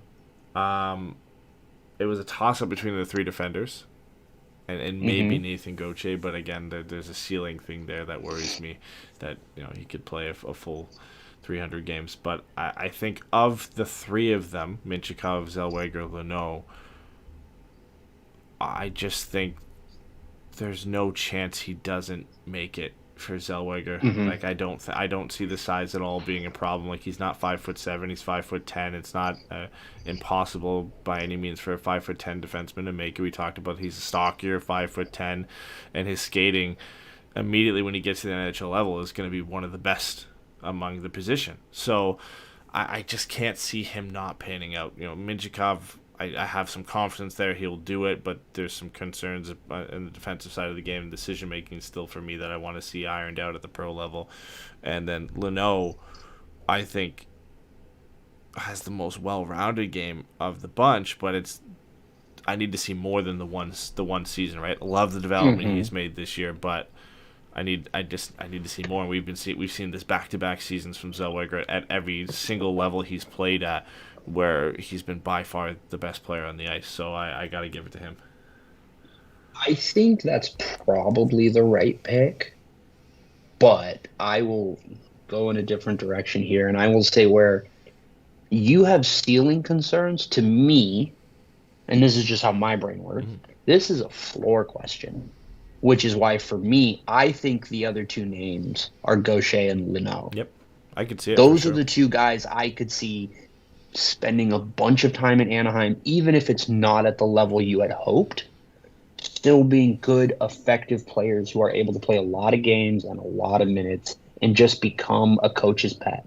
Not coach's pet. Like, that sounds gross and weird, and I didn't mean it that way. But like a coach's favorite, right? Yeah. Like, I could very easily see a situation where those are two guys who are the first over the boards, whether the team is up one or down one, where you're just like, no, like, we just need to get through the next 45 seconds of whatever the hell this is. You guys are over. Again, like you said, Zellweger is 5'10", so there's some of the concerns that you might have with that don't necessarily perfect. And like we've said before, and I think I even said earlier in the podcast, Jared Spurgeon's right there, and Jared Spurgeon's 5'8", which means Jared Spurgeon is not 5'8". So I think that is probably the right choice. I think he's the kind of perfect mix of high floor, high ceiling. But to be different, to mention some other guys, I think I would go between Luneau and Gaucher, and I will go with Gaucher because I just think a lot of teams love having a reliable third center. Yeah, he's right there for me. I can't see him not playing 300 games. The only thing for me that I got stuck on is that going to be 300 games over 8 seasons as the fourth line center, or is it going to be 300 games fairly quickly as a guy who's going to play 70 to 80 games a season? So I ended up switching to Zellweger, but yeah, Gaucher's right there. He'd be easily the next guy I'd be the most confident in playing 300 plus games for the Ducks, just because I think he's ready now to play, and it's just how much does his game translate, how much does his offense translate to the next level, and how quickly he gets to that mark. Okay, third and final question before we get the hell out of here. Based on how you feel about the prospect pool right now, how far away from, and this is again an unfair question, but I whatever. How far away from the playoffs are they? I am not saying even win a round, even if it's, Nashville from technically 2 seasons ago where you get in and you get swept, just making it. How far away do you think they are from getting into the playoffs? I think 3 seasons, to be conservative. You could maybe lean to 2, but there's a lot of you're banking on a lot of development there from the prospects if you're going to say not this year but the next year, right? With, again, maybe presumably the only guy taking the guaranteed step up this year being, if it's Fantilli, you take a 2 and he doesn't go back to college, right? That's really the only addition you're making at the NHL level for sure. And you've still got Mintyukov and Zellweger and Luneau and Pastrov and those guys who'll be playing AHL hockey, but we'll have to see how that goes. We were hyped about Perreault playing AHL hockey, and that hasn't panned out, so we still have to see how that goes. So I think conservatively, I would say 3, just to get that first year under their belt of pro hockey, another season after that, if they only played a handful of games with the Ducks to play, maybe 20, 30, 40, 50 games in Anaheim, and that third season where hopefully they're established now as regular NHL players. Zegras, McTavish, Terry have come along and been consistent and continue to develop, and you've got that injection of those young players. You can go and get some free agents at that point to fill in the gaps, and then I think you're looking at a spot where you're getting into the playoffs and doing well. So yeah, I'd have to say 3 years. Yeah, see, to me 3 feels optimistic because I think, especially after watching Vegas just win the Cup, man, like, the Pacific's good. Yeah. And they're gonna get better. Like Seattle, right. Seattle's gonna get better. You've got Seattle, you've got Edmonton, you've got LA, and Vegas. Those are the 4 teams that I think you can look at and go, those should be expected to be in that mix every year. Right? Luckily, you have Calgary and Vancouver going Calgary's south. well. So here's the thing: you've got Calgary and Arizona, who are the 2 teams that I think I can look at and go, I'm not super worried here because it just doesn't look great. Calgary doesn't have the prospect pool. fucking best prospect that Arizona has might not even want to play there. Like, there's all these weird things. Vancouver's not that far away from being good. Vancouver's problem is they keep getting in their own way. Yeah. I don't have any trust they figure it out. I don't. For sure, but I'm not all that confident in saying a team that had Elias Pettersson, Thatcher Demko, and Quinn Hughes won't make something happen at some point, right? Yep. And that's the thing. It's 3 spots guaranteed per division, and then you've still got to go fight with 10 teams for 2 wildcard spots. 3 feels optimistic to me. If they make the playoffs in 3 years, I think that should be considered a huge success. I have questions about how patient this fan base will be. I have questions about how patient Verbeek was willing to be when it comes down, right? I think it's easy to be patient year 1. It's a lot harder to be patient year 3 or year 4, especially when you can look at this prospect pool and be like, no, we got guys. We should be more competitive. It just takes time. A lot of the context is out of your control. So I think for me, 3 feels optimistic. I would lean 4, but that's just because I'm kind of a chicken. You got to be at least close. Whether you're in it or 3 or not, you have to be. 3 years, you can't be a fighting for a wild card or at least 5 you have to be on the out from push, a wild right? card Absolutely. or something. Yeah, so Yeah, you have to be in the 100%. mix. You have to be in the mix for the playoffs, and if you miss out, you miss out. But you have to be in that fight after 3 years. Otherwise, you can't be out of the playoffs in December. Yeah, 100%. Don't disagree. Otherwise, development-wise, a lot of things have clearly gone wrong, right? Like again, it's hard to project, but looking at it now, in 3 years, if guys are even close to what we think they're going to be, there should be some progress there. Again, you'll add through trades, you'll add through free agency to make the team better than just the prospects coming up.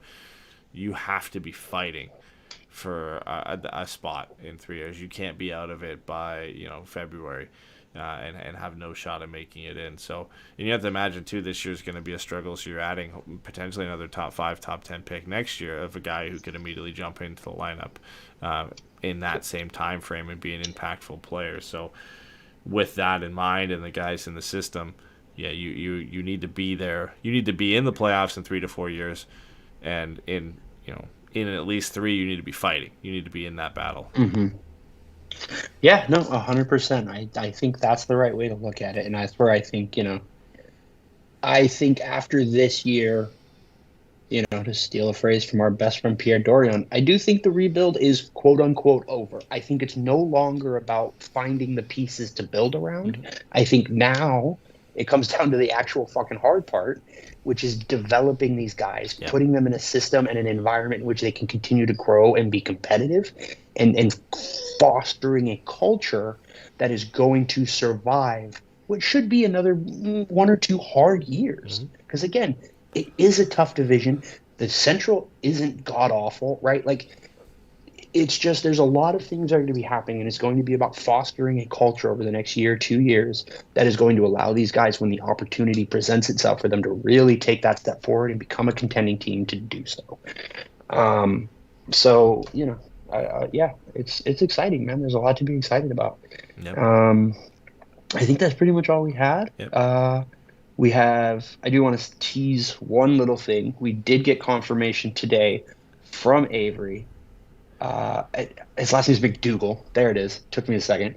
But he's up in Western Canada. He's covering stuff. He's got the gun show out at the fucking Elks game because he's at the CFL. Love it. But he did confirm today that he will get with us later in the summer to do another Canada division preview, talk about the Canadian teams and stuff like that. We had a lot of fun with him last year. I'm really looking forward to doing that again. We've got an upcoming interview that we're trying to get kind of sorted out with somebody who has a better understanding of Greg Cronin? Yeah. It's Greg, right? Yeah, I believe This is going to screw me up because the UCLA basketball coach is also named Cronin, and one of them's Greg and one of them's Mike. I'm going to get this wrong a lot, and I ask for everybody's patience. Greg Cronin. And to get a better idea of kind of what he's all about and that kind of stuff. So we're very excited about that. And then, there's all sorts of stupid things we always want to do. We'll see if we get any of them done. Yeah, and draft's a week out. Oh God! So we'll be we'll be having some sort of review episode after that too, to look at the picks and our thoughts on that. So that will be that'll probably be like an early July episode, with the draft being on the 28th. Then we'll look to bring that out and kind of look at a review of the picks. Might have a guest on for that. We'll see if we can get somebody on to kind of give their professional opinion on who the Ducks took. But it's always difficult to get the guys we want on right after the draft, because they've just flown out to wherever They finally it is. have a fucking break. Yeah, for 3 days, and this is officially their summer. So it's always, one, tough to get them on, and two, like a tough ask personally to be like, hey, I know your summer just started and you're looking to go spend time with your family, but let's hop on our show and talk more prospects. So Exactly. So we'll see, but yeah, we'll be covering it whether we have a guest or not, and like Steven said, some fun upcoming shows, and we're going to look to fill the time during the summer as well. Free agency to look forward to, and potential trades at the draft. So lots of stuff in the short term to cover, but we've got some plans to kill the dead hours in kind of late July, early August as well. So stay tuned for that. And again, as usual, this was a long one. I know on the back end, you'll know that if you watch this and if you listen to it, you might not know. If you watch it, you'll know. The amount of pieces we had to put this together because of technical issues and scheduling issues. I think this one's going to be a long one. I think this one's like 2.5 hours, verging on 3. Just Let's go. This is awesome. thinking of the times of the shows that we pieced together. So I told Marissa fucking 3 hours ago, it should only be like 20, 30 minutes real quick. all day I was like, Fun it's times. just going to be 20, 30 minutes. And it's been at least an hour and a half. So gotta love it. An hour and a half to talk about Tyson Hines, Noah Warren, and the goaltenders. We are nothing if not consistent. Love it. Yeah. So, all right, everybody. If we don't get a chance to talk to you before the draft, try not to have any nightmares. It's going to be okay. And we'll definitely talk to you guys soon. So, talk to everybody later. Take care, guys.